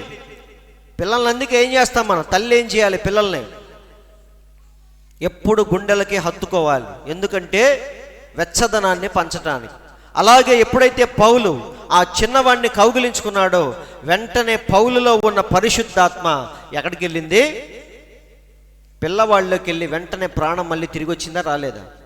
గొప్ప విషయం ఏంటంటే చనిపోయిన పిల్లవాడే మళ్ళీ పైకి వచ్చి అందరికీ భోజనాలు కూడా వడ్డించాడంట. అంటే మీరు అర్థం చేసుకోండి. కాబట్టి సహోదరులారా, పౌలు అంటున్నాడు, పౌలును వదిలేస్తే ఎక్కడి దాకా వెళ్తాడు? ఎంత డెప్త్కైనా వెళ్తాడు. కానీ ఇక్కడ సడన్గా పౌలు ఆపేశాడు. వెళుతూ వెళుతూ మధ్యలో ఆపేశాడు. ఆపేసి ఏమంటున్నాడు? నా పార్టీ నేను చెప్పుకుంటూ వెళ్ళిపోతున్నా, కానీ ఇంతకీ మీకు అర్థమవుతుందా లేదా? అప్పుడప్పుడు మనకు డౌట్ వచ్చిందా లేదా? మనం చాలా డీప్గా చెప్పుకుంటూ వివరించుకుంటూ వెళ్ళిపోతాం. వినేవాడు కొంచెం తెల్లముఖం వేసి చూస్తున్నాడు అనుకో, మనం ఏం చేస్తాం? ఒరే, నేను చెప్పటమే కానీ ఏమన్నా లోపలికి వెళ్తుందా అని అడుగుతారా లేదా? సడన్గా పౌలుకి అలా డౌట్ వచ్చింది. అందుకే దీన్ని ఆపేశాడు. 7వ అధ్యాయంలో మళ్ళీ కంటిన్యూ చేస్తాడు. ఇక్కడేమంటున్నాడు ఆపేసి? చూడండి, ఇందును గూర్చి మేము చెప్పవలసినవి అనేక సంగతులున్నవి. నన్ను వదిలేస్తే ఎన్నైనా చెప్తాను, కానీ మీరు వినుటకు మందులైనందున వాటిని విశదపరచుట కష్టము. అందరూ ఆలకిస్తున్నారా? నిజంగా పౌలుకు దేవుడిచ్చిన జ్ఞానం ఎలాంటిది? కేవలం పాండిత్యం మాత్రమే కాదండి, లేఖనాల గురించి మాత్రమే కాదు పౌలుకు తెలిసింది. ఆయన దైవత్వములో కూడా ఎంతో ఎదిగిపోయాడు. అందుకే ఎక్కడికి వెళ్ళాడు? ఆయన డైరెక్ట్గా 3వ ఆకాశానికి కొనిపోయాడు. ఆయన ప్రతి దాని మీద ఎంతో క్లారిటీ, స్పష్టత కలిగిన వాడు అపోస్తలుడైన పౌలు. క్రీస్తు తర్వాత మళ్ళీ అంత గ్రహించిన వాడు, అంత వివరించిన వాడు పౌలు మాత్రమే. అందుకే పౌలుకు డౌట్ వచ్చింది. నేను చెప్తున్నాను బాగానే ఉంది, కానీ వినే కెపాసిటీ మీకు ఉందా లేదా అని పౌలుకే డౌట్ వచ్చింది. అందుకే ఏమంటున్నాడు? ఇంకా నువ్వు చెప్పవలసిన సంగతులు చాలా ఉన్నాయి, కానీ వినుటకు మందులైనందున వాటిని విశదపరచుట కష్టము. విశదపరచడం అంటే ఏంటి? మీకు అర్థమయ్యేలాగా చెప్పటం చాలా కష్టం. ఇవేమి మంత్రాలు కాదు, కణ చదువుకుంటూ వెళ్ళిపోవటానికి. వింటున్నారండి? వాడు ఏం చదువుతున్నాడో వీళ్ళకి తెలియదు. ఒక్కొక్కసారి వాడికి కూడా తెలియదు, చదివేవాడికి కూడా తెలియదు. అవునా? టక వెళ్ళిపోతూ ఉంటారు. కానీ వాక్యం అనేది అలా వెళ్ళేది కాదు, దాన్ని విశదపరచాలి. అవునా కాదా? దేవుడు 10 ఆజ్ఞలు ఇచ్చాడు, కానీ ఒక్కొక్క ఆజ్ఞ గురించి వివరించాడా లేదా? నేను తప్ప వేరొక దేవుడు లేడన్నాడు, కానీ ఎందుకు లేడో దేవుడు చెప్పాడు. అలాగే ప్రతి దాని గురించి వివరించాలంటే చాలా కష్టము. ఎందుకంటే మీ మైండ్ సెట్ ఎలా ఉంది? ఇక్కడే ఉంది. చదవండి 12వ వచనం. చూడండి, కాలాన్ని బట్టి చూస్తే మన పౌలు దేవుడు దర్శించిన తర్వాత అరేబియా దేశంలో ఎన్ని సంవత్సరాలు ఉన్నాడు? 3 సంవత్సరాల్లో ధర్మశాస్త్రాన్ని, యేసుక్రీస్తు యొక్క జీవితాన్ని కరెక్ట్గా మ్యాచ్ చేసి చూసుకున్నాడు. మొత్తం ఆయన పరిశీలించాడు, రీసెర్చ్ చేసి 3 సంవత్సరాల తర్వాత వచ్చి వాక్యం చెప్పాడు. అవునా? ఇప్పుడు పౌలుకు దొరికిన చిన్న సమయంలోనే ఎంతో సాధించాడు. ఆ లెక్కను చూస్తే మనం ఎంత సాధించాలి? పౌలు అదే అంటున్నాడు, కాలమును బట్టి చూస్తే మీరు ఎలా ఉండాలి? నిన్నగాక మొన్న నేనే దేవునిలోకి వచ్చి ఈ పాటికి ఎలా మారిపోయానో, అందరి ముందు పేతురుని గద్దించే స్థాయికి వెళ్ళిపోయాడు. పేతురు అంటే ఎవరు? Senior most. ఆయన దేవుని పక్కన ఉన్నాడు. అవునా? దేవుణ్ణి చూశాడు, తాకాడు, అన్నీ చేశాడు. కానీ పౌలు మాత్రం దేవుణ్ణి చూడలేదు. దమస్కు వెళ్ళేటప్పుడు వెలుగు రూపంలో చూశాడు తప్ప శరీరంలో ఉన్నప్పుడు పౌలు ఆయన్ని చూడలేదు. కానీ అందరి ముందు ఎవరిని గద్దించాడు? పేతురుని గద్దించాడా లేదా? అందరి ఎదుటే ఎదిరించాను అని చెప్తాడు. కాబట్టి విశ్వాసములో, దైవత్వములో, వాక్యములో అంత ఎత్తు ఎదిగిపోయాడు పౌలు. ఏది? ఈ చిన్న గ్యాప్లోనే. అదే అంటున్నాడు, కాలమును బట్టి చూస్తే మీరు ఎలా ఉండాలి? ఇంకొకరిని కూర్చోబెట్టి వాక్యం చెప్పేటట్టు ఉండాలి. అవునా? మీ జీవితాన్ని చూసి ఇంకొకటి మారిపోయేటట్టుగా మీరు ఉండాలి. కానీ మీరు ఎలా ఉన్నారు? దేవోక్తులలో మొదటి మూల పాఠములను ఒకడు మీకు మరలా బోధింపవలసి వచ్చెను. రండి, వినండి. ఇది ఇప్పుడు ప్రజలకు కూడా ఏం కావాలి? దేవుడు దీవిస్తాడు, ఆశీర్వదిస్తాడు, ఉద్యోగాలు లేని వారికి ఉద్యోగాలు ఇస్తాడు. ఇక పాస్టర్లు కూడా ప్రజల్ని ఎక్కడ తిప్పుతున్నారు? ఆను అని పాలు పోస్తున్నారు. వీళ్ళు కూడా వచ్చి ఏం చేస్తున్నారు? ఆ పాల కోసమే వస్తున్నారు.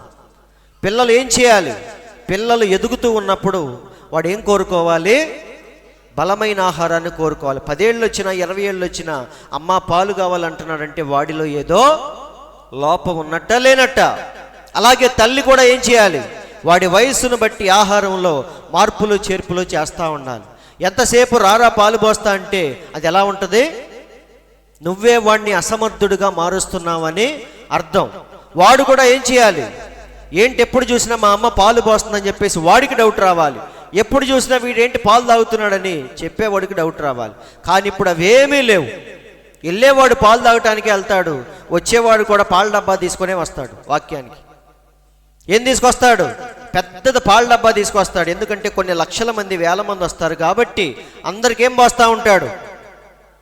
చాలు, ఇవాళకి చాలు, మరీ ఎక్కువ తాగదు. పోసేది కూడా ఎలా పోస్తారు? అంతవరకే పెట్టినారండి. సంవత్సరం మొత్తం మీద ఒక వాగ్దానం ఏదో ఒకటి తీసుకుంటాడు. ఈ సంవత్సరం ఏంటి నీ వాగ్దానం? పలాంది వచ్చింది. ఏమని? ఇది మొదలుకొని నేను నిన్ను ఆశీర్వదిస్తాను, కాపాడుతాను, లేదా నీ రాకపోకల యందు యెహోవా నిన్ను కాపాడును. ఇక అది పట్టుకొని వేలాడుతూ ఉంటాడు సంవత్సరం అంతా. అందరూ ఆలకిస్తున్నారండి. అంటే ఏ స్థితి అది? పాలు తాగే స్థితి. చాలా జాగ్రత్తగా వినండి. ఇక వాడికి ఆ వాగ్దానమే. కళ్ళు తెరిస్తే వాగ్దానమే, కళ్ళు మూస్తే వాగ్దానమే. మోకరించి ప్రార్థన చేసేటప్పుడు రక్షణ గురించి చేయడు, పాప జీవితం గురించి చేయడు. మరి దేని గురించి చేస్తాడు? ప్రభువా నన్ను కాపాడుతానని చెప్పే గుర్తు చేసుకో అని దేవునికి మాటి మాటికి దాన్నే గుర్తు చేస్తాను తప్ప నీ పాప జీవితం వైపు ఇక నువ్వు ఎన్నటికీ తిరిగి చూడవు. ఒక మెట్టు ముందుకెళ్దాం, దేవునిలో ఇంకొంచెం ఎదుగుదాం, ఒకరోజు ఫైనల్గా విశ్రాంతిలోకి ప్రవేశిద్దాం. ఇలాంటి ఆలోచనలు వారికి ఉండవు. ఎందుకంటే పోసేవాడు పాలే పోస్తాడు, వచ్చేవారు కూడా పాలు తాగటానికే వస్తారు. కానీ పౌలేమంటున్నాడు? 3 సంవత్సరాల్లో ధర్మశాస్త్రం అంతా ఆయన క్షుణ్ణముగా పరిశీలించి వచ్చి వాక్యం చెప్తున్నాడు. అదే మనతో అంటున్నాడు. ఏమని? కాలమును బట్టి చూస్తే ఈ పాటికి మీరు ఎలా ఉండాలి? ఒక్కొక్కడు ఒక్కొక్క ఆయుధంలాగా మారిపోవాలి లెక్క అయితే. కానీ దేవోక్తులలో మొదటి మూల పాఠములు అంటే అర్థమేంటి? ఏం ప్రార్థన ఎలా చేసిద్ది? ప్రభువా నాకిచ్చి నన్ను శోధించిన ఎడల ఆకాశపు వాకిళ్ళు విప్పుతాను, పట్టజాలనంత దీవెనలు. పాటలు కూడా దాని గురించే. ఏమని పాటలు? అధికముగా దేవుడు నాకు ఇచ్చాడు. 10 రూపాయలు అడిగితే దేవుడు నాకు 100 ఇచ్చాడు. పట్టజాలనంత దీవెనల దేవుడు నాకు ఇచ్చాడు. కానీ చచ్చిన తర్వాత ఎక్కడ ఉంటావు అని ఎప్పుడైనా ప్రశ్నించుకున్నావా? వింటున్నారండి? దేవుడు నీకు కోట్లు ఇచ్చాడు, కార్లు ఇచ్చాడు, 1,00,000 మంది విశ్వాసులను ఇచ్చాడు. కానీ ఒకరోజు ఎడం వైపునని నుంచోబెట్టాడు. ఏమన్నా ఉపయోగమా? ఒక్కసారి ఆలోచించండి. వెళ్ళే విశ్వాసులకి లేదు, చెప్పే నాయకులకు కూడా లేదు. వచ్చిన 10 మందినైనా సరే ఎలా మార్చాలి? యోధుల్లాగా మనం మార్చాలి. అవునా కాదా? పరలోకానికి సిద్ధపరచాలి. అంతేగాని మందిని పెంచుకునే ప్రయత్నాలు ఏ నాయకుడు చేయకూడదు. వింటున్నారండి? కాబట్టి అందుకే పౌలు ఏమంటున్నాడు? లెక్క అయితే మీరు ఎలా ఉండాలి? బోధకులుగా ఉండాలి. కానీ ఎలా ఉన్నారు? దేవోక్తులలో మొదటి మూలపాఠం అంటే ఏంటి? యేసే నిజమైన దేవుడు. ఆయన నమ్ముకుంటే మీ బాధలన్నీ పోతాయి. ఒకప్పుడు నేను 4 గోడల మధ్య ఒక రూమ్లో ఉండేవాడిని. దేవుడు ఇప్పుడు నాకేమిచ్చాడు? అది విని వాళ్ళకేమని ఆశ పుట్టింది చెప్పండి? ఇప్పుడు నేను పలానా చోటుకి వెళ్తే వజ్రం దొరికింది, అవునా? ఆ వజ్రం విలువ 1 కోటి రూపాయలు అని చెప్పా. ఇప్పుడు వినేవారిలో ఏ ఆశ పుట్టిద్ది? కష్టపడి 1 కోటి రూపాయలు సంపాదిద్దామని ఎవ్వడు అనుకోడు. పాలుకు దొరికినట్టే మనకు కూడా వజ్రాలు దొరుకుతాయని వాళ్ళు ఏం చేస్తారు? నేను వెళ్ళిన చోటకే వాళ్ళు వెళ్ళి వెతుకుతూ ఉంటారు. ఆయనకు దొరికినప్పుడు మనకు దొరకవా అని. ఇప్పుడు నువ్వెలా పైకి వచ్చావో చెప్తే విశ్వాసులు ఏమనుకుంటారు? నిజమే, పాస్టర్ గారిని అంత దీవించాడంటే మనల్ని కూడా దీవిస్తాడు అనుకుంటారు. అదే వచ్చిన పాస్టరు ఇది కాదమ్మా మనకు ముఖ్యం, అది ముఖ్యం అని ఎప్పుడైతే వారందరి దృష్టి దాని మీద పెడతామో అప్పుడు వాడు దేన్ని చూస్తాడు? ఈ లోక ఆశీర్వాదాల వైపు చూడ కానీ చనిపోయిన తర్వాత. అందుకే మన దేవుడు ఏమన్నాడు? పేతురు వచ్చి అడుగుతాడు, ప్రభువా మేము సమస్తము విడిచిపెట్టి నిన్ను వెంబడిస్తున్నాం కదా, మాకేమిస్తావు అన్నప్పుడు దేవుడు ఏమన్నాడు? గెచ్చమనే తోటలో ఏమన్నాడు? ప్రభువా లోకం ఇచ్చినట్టుగా వారికి నేను ఏమీ ఇవ్వట్లేదు, కానీ నీ వాక్యాన్ని ఇచ్చాను అని చెప్పాడా లేదా? కాబట్టి నాయకులు ఏం చేయాలి? పాలు తాగటానికి వస్తున్నారు కదా అని చెప్పేసి పాలే పోయకూడదు. వేరొక బలమైన ఆహారం ఉంది, అది మీరు తినాలి. మీ శరీరాన్ని పుష్టిగా ఉంచుకోవాలి, మీ ఎముకలకి బలాన్ని మీరు ఏర్పరచుకోవాలని వాక్యములో మనం ఏం చేయాలి? మార్పులు చేర్పులు చేయాలి. బలమైన ఆహారాన్ని వారికి తినిపించాలి. వారిని దేనికి యోగ్యులుగా మార్చాలి? పరలోకానికి యోగ్యులుగా మార్చాలే తప్ప ఈ భూమి మీద దీవెనలు ఆశీర్వాదాల వైపు వారి దృష్టిని మళ్లించకూడదు. వింటున్నారండి? ఎందుకంటే అవన్నీ ఆటోమేటిక్గా నేను వెంబడిస్తాయి. దీవెనల కోసం నువ్వు పాకులాడాల్సిన పని లేదు. నీ జీవితాన్ని బట్టి ప్రవర్తన బట్టి దేవుడు నీకు ఇవ్వాల్సింది ఇచ్చేస్తూ ఉంటాడు. అందుకే దేవుడేమన్నాడు? ఆకాశ పక్షులను చూడండి, అవి విత్తవు కోయవు, కానీ దేవుడు పోషిస్తున్నాడు. అందుకే మొదట నా నీతిని నా రాజ్యాన్ని వెతకండి, దాని తర్వాత మీకేం కావాలో ఇస్తానని చెప్పాడు. కాబట్టి అవి ఏదో ఒకరోజు మన దగ్గరికి వస్తాయి, కానీ ఏదో ఒకరోజు నిత్య జీవం మాత్రం మన దగ్గరికి రాదు, మనమే వెళ్ళాలి. అవునా? కాబట్టి దేన్ని వెంబడించాలో దాన్ని వెంబడించాలి.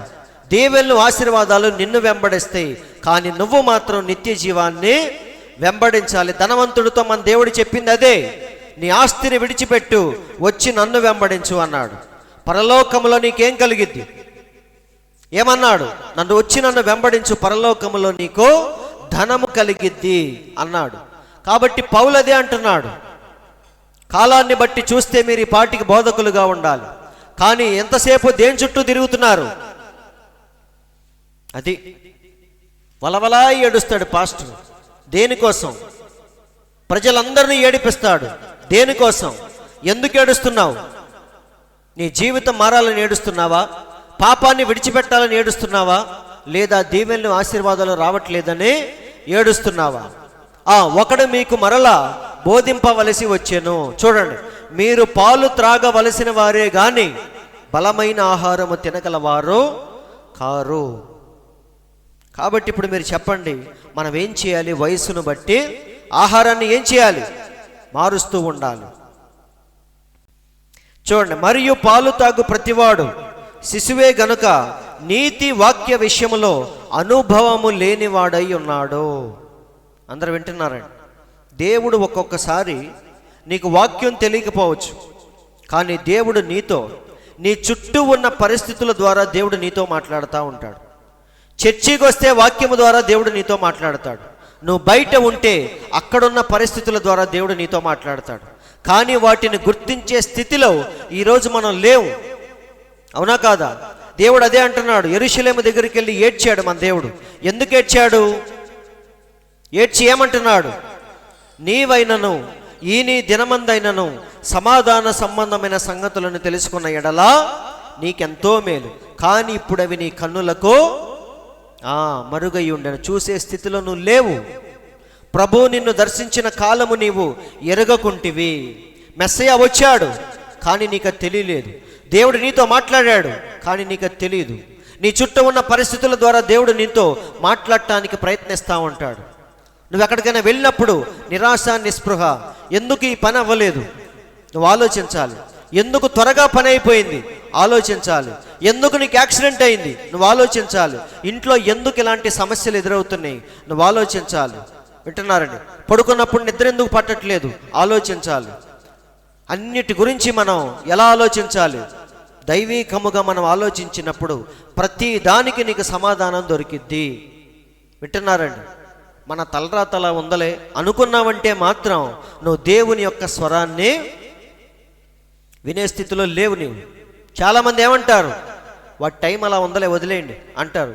వదిలేయటం కాదు, మందసం ఎందుకు జారిపోయింది, దాన్ని ఉజ్జా ఎందుకు పట్టుకున్నాడు, ఉజ్జాని దేవుడు ఎందుకు చంపాడు, ఇవన్నీ దావీదు కూర్చొని ఆలోచించాడు. బండి అన్నాక జారిద్ది, చక్రం అన్నాక పంచర్ అయిద్ది, టైర్ అన్నాక బ్రేక్ డౌన్ అయిద్ది, ఇవన్నీ ఉత్తమ మాటలు.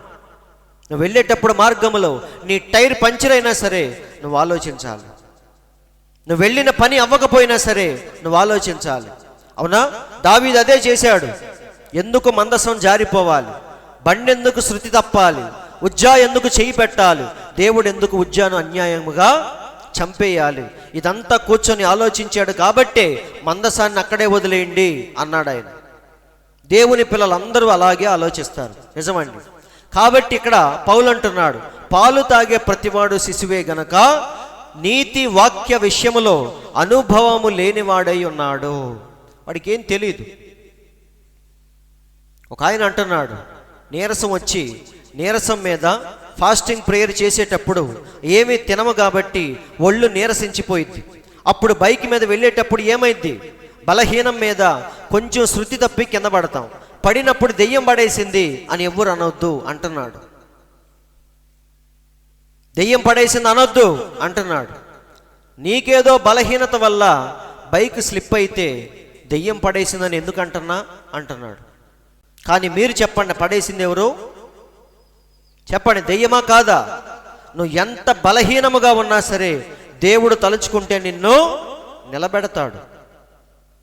అయినా నువ్వు పడ్డావంటే అది ఖచ్చితంగా దేవుని పనో లేక అపవాది పనో అయి ఉండాలి తప్ప నీ బలహీనత వల్ల నువ్వు పడిపోవు. అవునా? మన దేవుడు 40 రోజులు ఉపవాసం ఉన్నాడు, కనీసం నీళ్లు కూడా ముట్టుకోలేదు. మన దేవుడు చచ్చిపోయాడా? లేదండి. కాబట్టి ప్రతి దాని వెనకాల ఏముంటుంది? నువ్వు కాస్త జాగ్రత్తగా ఆలోచిస్తే జరిగే ప్రతి దాని వెనకాల దేవుడు నీతో మాట్లాడటానికి ప్రయత్నిస్తూ ఉంటాడు. చర్చికి వస్తే వాక్యం ద్వారా మాట్లాడతాడు, కానీ ఎలాగైనా సరే నిన్ను మాత్రం దేవుడు పరిపరి విధాలుగా చచ్చిపోయేంత వరకు దేవుడు నిన్ను ఏదో ఒక రీతిలో హెచ్చరిస్తూనే ఉంటాడు. కాబట్టి పాలు తాగే ప్రతివాడు శిశువే గనక నీతి వాక్య విషయంలో ఏం లేదు, వాడికి అనుభవము లేనివాడై ఉన్నాడు. కాబట్టి ఎవరు ఏది చెప్పినా నమ్ముతాడు. ఇవాళ ఈ చర్చికి వెళ్తాడు, రేపు ఆ చర్చికి వెళ్తాడు. ఇవాళ ఈయనకి దశంభాగం ఇస్తాడు, రేపు ఆయనకి ఇస్తాడు. ఇవాళ ఈయన దగ్గర బాప్తీసం పొందుతాడు, ఇంకా ఎక్కువ మాట్లాడితే రేపు వెళ్ళి ఆయన దగ్గర పొందుతాడు. కాబట్టి ఇలా మనం ఉండకూడదు. చూడండి, ప్రవక్త ఏమన్నాడు? మీరు చిన్న బిడ్డకు బలమైన మాంసము ఇచ్చినట్లయితే మీరు బాలుణ్ణి చంపినట్లే. ఏమంటున్నాడు? అబ్బాయి పుట్టాడని ఆనందంలో గబగబా చికెన్ తీసుకొచ్చి పెట్టామనుకో, ఏమైద్ది? అటు చచ్చిపోతాడు. అవునా? పుట్టగా అబ్బాయి పుట్టాడని చాలామంది ఏం చేస్తారు? హాస్పిటల్లో అందరికీ స్వీట్లు ఇస్తారు. పుట్టినోడికి చికెన్ తీసుకొచ్చి పెట్టామనుకో, ఏమైద్ది? వాడు చచ్చిపోతాడు. అవునా? కేవలం నీ ఆనందం వల్ల నీ కొడుకు చనిపోతాడు. చూడండి, ఇచ్చినట్లయితే మీరు బాలుణ్ణి చంపినట్లే. ఆ కారణము చేతనే ఈరోజు చాలామంది ఏదైనా కొంచెం వాక్యాన్ని, ఆది కాండములో అవ్వ తప్పు చేసింది, లైంగిక సంబంధం పెట్టుకుంది సర్పముతో అని చెప్పామనుకో, వెంటనే వాళ్ళకు గుండెలు పగిలిపోతాయి. అవునా? ఒక బయట వాళ్ళకే మతశాఖల వారికి తీసుకొచ్చి కూర్చోబెట్టి అవ్వ చేసిన తప్పు ఇది అని చెప్తే వాడికి ఎలా ఉంటుంది? ఈ మాట ఎవడు భరించగలడు అన్నారా లేదా? మన దేవుడు వచ్చి నా శరీరాన్ని తినండి, నా రక్తం తాగండి అన్నప్పుడు ఏమన్నారు? ఈ మాట ఎవడు భరించగలడు? కాసేపు ఆగితే నిజంగానే పట్టణ రక్తం అంటాడు. కాబట్టి మనం ఏం చేయాలి? పారిపోదామని ఎవడి కాడు లేచి వెళ్ళిపోయారు. ప్రవక్త అదే అంటున్నాడు. అంటే వారి స్థితి ఎలా ఉంది? పసిపిల్లల స్థితిలాగే ఉంది. ఏదైనా కొత్త విషయం చెప్పామనుకో వారు జీర్ణించుకోలేరు. అవునా? కాబట్టి ఇంకనూ వారు చిన్నపిల్లలే, వారు దాన్ని ఏమాత్రము అర్థము చేసుకోలేరు, వారు ఆ నిజమును గ్రహించలేరు. వింటున్నారా? అది వారిని చంపును. శిష్యుల్ని చంపిందా లేదా? ఆ దినము మొదలుకొని మళ్ళీ మన దేవుణ్ణి ఎవ్వరూ వెంబడించలేదు. ఎందుకంటే ఆ విషయాన్ని వాళ్ళు జీర్ణించుకోలేకపోయారు, చచ్చిపోయారు. గొప్ప బలిష్టమైన క్రియలు ఈ దినమున సంఘము తెలుసుకోవలసి ఉన్నది. ప్రవక్త ఏమంటున్నాడు? ఈరోజు సంఘం ఎలాంటి స్థితిలో ఉండాలి? గొప్ప గొప్ప విషయాలు, బలమైన విషయాలు తెలుసుకోవాలి. ప్రకటన గ్రంథంలో ఉన్న మృగం ఎవరంటే నీకు టక్కన బలి బెలగాలి. భూమిలో నుంచి ఇంకో మృగం వచ్చిందన్నప్పుడు అది ఎవరో నీకు తెలియాలి. క్రీస్తు విరోధి ఎవరు అని చెప్పగానే నువ్వు వెంటనే ప్రాక్టికల్గా నువ్వు మొత్తం ఆలోచించాలి. బైబిల్లో నుంచి రాడు క్రీస్తు విరోధి. వింటున్నారండి? నీ పక్క నుంచే వస్తాడు, కానీ దేవుడు దాన్ని బైబిల్లో రాయించాడు, నువ్వు తెలుసుకుంటావని. అంతేగాని బైబిల్లో ఉన్న కథలన్నీ బైబిల్లో నుంచి రావు. ఆ కథలన్నీ మన కళ్ళ ముందే జరుగుతూ ఉంటాయి. కాబట్టి ఇవన్నీ చెప్తూ ఉన్నప్పుడు నీకు టక్ టక్ టక్ మని బల్బులు లోపల ఎలగాలి. అలా వెలిగేటప్పుడే ఆ విషయాలన్నీ నువ్వు గ్రహిస్తావు. అంటే నువ్వు ఎదుగుతున్నావు అని అర్థం. ఇవి నువ్వు జీర్ణించుకోలేకపోతున్నావు అంటే దాని అర్థం ఏంటి? ఇంకా నువ్వు పిల్లాడిగా ఉన్నావు, పాలు తాగుతున్నావు అని అర్థం. అదే ప్రవక్త అంటున్నాడు. ఈ స్లైడ్ తర్వాత చదువుకోండి, మీకు బాగా అర్థమైంది. చాలామంది చూడండి, ఇక్కడ చూడండి, నీవు దాన్ని బోధించలేవు. గొప్ప గొప్ప విషయాలు మనం చెప్పలేము విశ్వాసులకి. వారు దాని మీద తడబడతారు. తడబట్టం అంటే ఏంటి? ముందు వీడిని నమ్మడం, బయటికి వెళ్ళి చెప్పాలంటే చెప్పడం. ఎవరైనా వచ్చి మిమ్మల్ని అడిగారనుకో, ఏంటమ్మా మీ పాస్టరు పాదాలు కడుక్కోమంటున్నాడు, లేదా అవ్వ చేసిన తప్పు లైంగిక చర్య అంటున్నాడు ఏంటి అని ఎవరైనా వచ్చి మిమ్మల్ని అడిగారనుకో, అప్పుడు మీరేం చేయాలి? నిజమే, నాకు కూడా అనిపించింది కానీ ఎందుకులే అని చెప్పేసి అంటే నువ్వేం చేస్తున్నావు? ఆ విషయం మీద తడబడుతున్నావు. నీకే క్లారిటీ లేదు. నా బలవంతం మీద నువ్వు నమ్మేవే తప్ప వేరే వాళ్ళు చెడిగినప్పుడు ఏమంటావు? నిజమే, నాకు కూడా అలా అనిపించింది కానీ ఏమో మా పాస్టర్ గారు చెప్పాడు అని నువ్వు అలా తడబడకూడదు. అవునా? ప్రతి దాని మీద నీకేముండాలి? ఒక స్పష్టత ఉండాలి. నువ్వు ఎందుకు బాప్తీసం తీసుకున్నావు? ఒక క్లారిటీ ఉండాలి. ఎందుకు ఆ చర్చికే వెళ్తున్నావు? నీకు ఒక క్లారిటీ ఉండాలి. ఎందుకు ఆ బాప్తీసమే తీసుకున్నావు? నీకొక స్పష్టత ఉండాలి. కాబట్టి అదే అంటున్నాడు పౌలు, దాని మీద వారు తడబడతారు, దానితో ఏం చేయాలో వారికి తెలియదు. ఇక్కడ చూడండి, ఇతరుల చేత నీవు బోధించబడుతున్నట్లయితే, వింటున్నారా లేదా? ఇతరుల చేత నువ్వు బోధించబడుతున్నట్లయితే నీవు ఇంకనూ బాలుడివే. అందరికి అర్థమైందా లేదా? ఇంకా ఆపేస్తే బాగుండు అన్నట్టున్నారు కొంతమంది. వింటున్నారా? కాబట్టి చూడండి, మరియు చెప్పాను, నాకు మరి ఎప్పుడూ సంఘానికి వెళ్ళాల్సిన అవసరం లేదు. దేవునికి స్తోత్రం, పరిశుద్ధాత్ముడు వచ్చెను, ఆయనే ఉపదేశకుడు. నాకు ఏ పాస్టరు అక్కర్లేదు, దేవుడే నాతో మాట్లాడుతూ ఉంటాడు. మోకరిస్తే దేవుడే నన్ను డైరెక్ట్గా మాట్లాడతాడని చాలామంది చెప్తూ ఉంటారు. పాస్టర్తో నాకు పని లేదు. అయితే చూడండి, ఆయనే ఉపదేశకుడు. ఈ ఆలోచన ఎప్పుడైతే నీకు వచ్చిందో, ఏ ఆలోచన? పాస్టర్ గారు చెప్పాల్సిన పని లేదు, దేవుడు నాతో డైరెక్ట్గా మాట్లాడతాడు అని ఎప్పుడైతే ఆలోచన నీకు వచ్చిందో, నీవు తప్పులో ఉన్నావు. ఆ ఆలోచన ఎప్పుడైతే నీకు వచ్చిందో నీవు తప్పులో ఉన్నావు.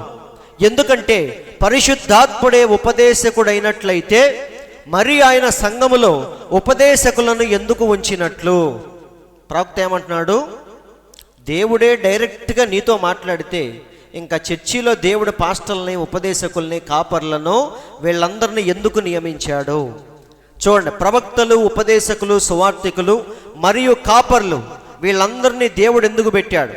పరిశుద్ధాత్ముడే సంఘములో ఉపదేశకులను నియమించాడు. కావున ఆయన ఉపదేశకుని ద్వారా సంఘములో ఉపదేశిస్తాడు. దేవుడు ఎలా మాట్లాడతాడు? ఒక ఉపదేశకుని ద్వారానే దేవుడు నీతో మాట్లాడతాడు. కాబట్టి దేవుడు ఎప్పుడు కూడా డైరెక్ట్గా వచ్చి వాక్యం చెప్పడు. ఎవరిలో ఉండి చెప్తాడు? ఆయన తన సేవకుల్లో, ఉపదేశకుల్లో ఉండి దేవుడు నీతో మాట్లాడుతూ ఉంటాడు. కాబట్టి పాస్టర్ అక్కర్లేదు, చర్చి అక్కర్లేదు అన్నావంటే నువ్వు తప్పులో ఉన్నట్టే. నువ్వు చర్చికి వెళ్ళాలి. దేవుడు ఉపదేశకుడు ద్వారా ఏమైతే మాట్లాడుతున్నాడో అది నువ్వు ఆలకించాలి. అది నీ జీవితంలో ఉంటే సరి చేసుకోవాలి. అందరూ ఆలకిస్తున్నారా? కాబట్టి ఫైనల్గా చివరి వచనంలోనికి వద్దాం. 5:14 హెబ్రీలకు రాసిన పత్రిక. వయసు వచ్చిన వారు అభ్యాసము చేత మేలు కీడులను వివేచించుటకు సాధకము చేయబడిన జ్ఞానేంద్రియములు కలిగి ఉన్నారు గనుక బలమైన ఆహారము వారికే తగును. సో ఫైనల్గా ఏమంటున్నాడు పౌలు? యాజకత్వం గురించి ముందు మాట్లాడాడు, తర్వాత దాన్ని అక్కడే ఆపేసి వెంటనే ఎక్కడికి వెళ్ళాడు? ఇలా నేను చెప్పుకుంటూ పోతే మీకు అర్థమయ్యిద్దో లేదో, ఎందుకంటే కాలాన్ని బట్టి చూస్తే ఈ పాటికి మీరు ఉపదేశకులుగా ఉండాలి, కానీ ఎలా ఉన్నారు? పాలు తాగే పిల్లలుగా ఉన్నారు అని చెప్తూ లాస్ట్లో ఏమంటున్నాడు? వయసు వచ్చిన వారు అభ్యాసము చేత, వాడు పెరుగుతూ ఉన్నప్పుడు మేలు కీడులను వివేచిస్తాడు. అన్ని విషయాలు పిల్లలకు మనం చెప్పం. ఒరే స్కూల్లో ఇలా ఉండు, బయటికి వెళ్ళినప్పుడు ఇలా ఉండని ప్రతి విషయం మనం చెప్పలేం. కొన్ని విషయాలు వాడే గ్రహిస్తాడు. అవునా? చిన్నపిల్లలకి చాక్లెట్ చూపించి రమ్మన్నప్పుడు పిల్లలు వెళ్ళిపోతారు, కానీ పెద్దవాడైనప్పుడు వాడికి వాడే ఆలోచిస్తాడు. ఎవడీడు చాక్లెట్ ఇస్తున్నాడు, వీడిని ఎప్పుడు చూడలేదే, మా ఇంటికి ఎప్పుడు రాలేదే అని వాడు ఆలోచిస్తాడు, నువ్వు చెప్పినా చెప్పకపోయినా. అందరూ వింటున్నారని. కాబట్టి వయసు వచ్చేటప్పుడు మేలు కీడులను పిల్లలు ఏం చేస్తారు? వివేచిస్తారు. అదే అంటున్నాడు, అభ్యాసము చేత మేలు కీడులను వివేచించుటకు సాధకము చేయబడిన జ్ఞానేంద్రియములు కలిగి ఉన్నారు గనుక బలమైన ఆహారము వారికే తగును. కాబట్టి ఈరోజు మన సంఘం ఎలా ఉండాలి చెప్పండి? ఈరోజు మత శాఖలన్నీ కూడా నిజంగా మీరు ఆలోచించండి, వారు చర్చికి వెళ్ళి చేసేది ఏంటంటే కూర్చొని పాలు తాగటమే. అవి కూడా స్వచ్ఛమైన పాలు కాదు, నీళ్ల పాలే. వింటున్నారండి? అవి కూడా కడుపు నిండా తాగరు. ఆ వారానికి సరిపోయినంత కొంచెమే పోస్తారు. అవునా? వచ్చేటప్పుడు వీళ్ళు పాలు తీసుకొని వస్తారు, వాళ్ళు వచ్చేటప్పుడు పాలు తాగటానికి సిద్ధపడొస్తారు. ఏమైనా కొంచెం పాలల్లో మార్పులు చేర్పులు వచ్చినాయి అనుకో, వెంటనే వారికి అజీర్ణం అయిపోతూ ఉంటుంది. కానీ వధువు మాత్రం ఏం చేయాలి? ఇంకా లోతుకు వెళ్ళేట. బైబిల్లో ఒక మాట ఉంది, సమయం లేదు కానీ లేకపోతే చదివించేవాడిని. పీకల లోతు దిగిపోవాలన్నాడు దేవుడు. అవునా? 1000 మూరలు కొలిచి అక్కడికి వెళ్ళమంటాడు. అక్కడికి వెళితే చీల మండలాల లోతు వచ్చింది. లోతు ఇంకా 1000 మూరలు కొలిచి లోపలికి వెళ్ళి అంటాడు. నీళ్ళు ఎక్కడ దాకా వచ్చినాయి? నడుం దాకా వచ్చినాయి. ఇంకొక 1000 మూరలు కొలిచి లోపలికి వెళ్ళమంటే నీళ్ళు ఎక్కడ దాకా వచ్చినాయి? పీకల లోతు వచ్చినాయి. అప్పుడు ఇక దిగిన వ్యక్తి ఏం చేస్తాడు? ఏదటం మొదలు పెడతాడు. కాబట్టి మనం ఏం చేయాలి? వర్తమానంలో ఈదేటట్టుగా మనం ఉండాలి. అవునా? అలా మనం మార్చబడాలి. ఎందుకంటే సమయం ఎక్కువైనా సరే. ఎందుకు చెప్పానంటే ఇందులో సెకండ్ పార్ట్ లేదు, 5వ అధ్యాయంలో ఒకటే భాగం. అందుకే అన్నీ ముగించాలి కాబట్టి అన్ని పాయింట్స్ కవర్ చేయడానికి ఇంతసేపు ఉంచాను. అవునా? 5వ అధ్యాయంలో యాజకత్వం గురించి చెప్పాడు. తర్వాత ఏమన్నాడు పౌలు? ఇలా చెప్పుకుంటూ వెళ్ళిపోతే మీ బుర్రలకు అర్థమైద్దో లేదో అని మళ్ళీ ఎక్కడికి వచ్చాడు? పాలు తాగే స్థితి నుంచి బలమైన ఆహారం తినే స్థితికి మనం ఎదగాలి అని పౌలు చెప్తున్నాడు. ఎదుగుదామా? పాల దగ్గరే ఉండిపోదామా? వద్దిక పాలొద్దు, వాటిని విడిచిపెడదాం. మనం ఏం తినాలి ఇప్పుడు? అందుకే చివరి సంఘకాలాన్ని దేవుడు దేంతో పోల్చాడు? పక్షిరాజుతో పోల్చాడు. పక్షిరాజు ఏం తింటది? నాన్ వెజ్జే తింటది అది. అవునా? ఆకులు అలమలో తిందో. అదేం తింటది? వేడి వేడిగా మాంసాన్ని, రక్తాన్ని తింటది. అందుకే మన దేవుడు ఏమన్నాడు? నన్ను తినండి అన్నాడు. కాబట్టి అవి తిందామా? బైబిల్లోనే నాన్ వెజ్ ఉంది, వెజ్ ఉంది. హోటల్కి వెళ్ళగానే బోర్డు పెడతారు, ఏమని? Vegetarian section, non vegetarian section. మనం ఎందులోకి వెళ్తాం? గబగబ నాన్ వెజ్లోకి వెళ్ళి అడుగుతాం. సేమ్ అలాగే బైబిల్లో కూడా దేవుడు రెండూ దాచిపెట్టాడు. పాలలాంటి ఆహారం, అలాగే బలమైన ఆహారం. ఈరోజు మనం ఎక్కడికి రావాలి? బలమైన ఆహారం తినే స్థితికి రావాలి. పాస్టర్లు కూడా ఎంతసేపు పాలు పోయకుండా బలమైన ఆహారాన్ని వారికి తినిపించాలి. దేవుడి మాటలు దీవించునుగాక. అందరూ లేచి నిలబడదాం.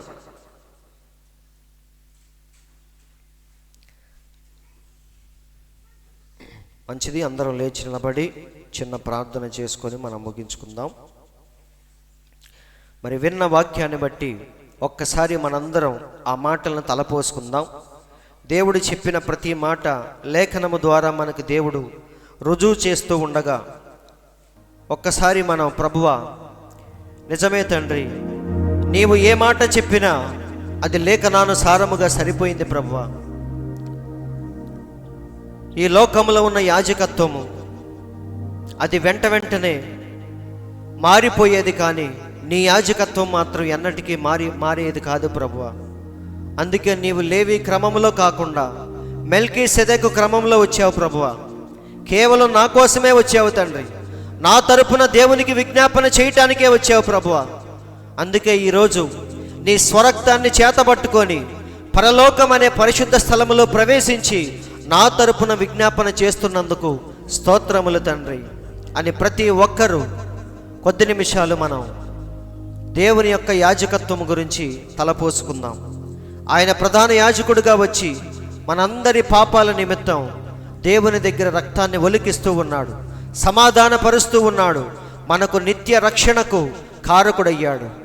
కాబట్టి ప్రభువా, ఆ స్థితికి తగినట్టుగా నన్ను మార్చమని ప్రార్థిస్తున్నాము తండ్రి.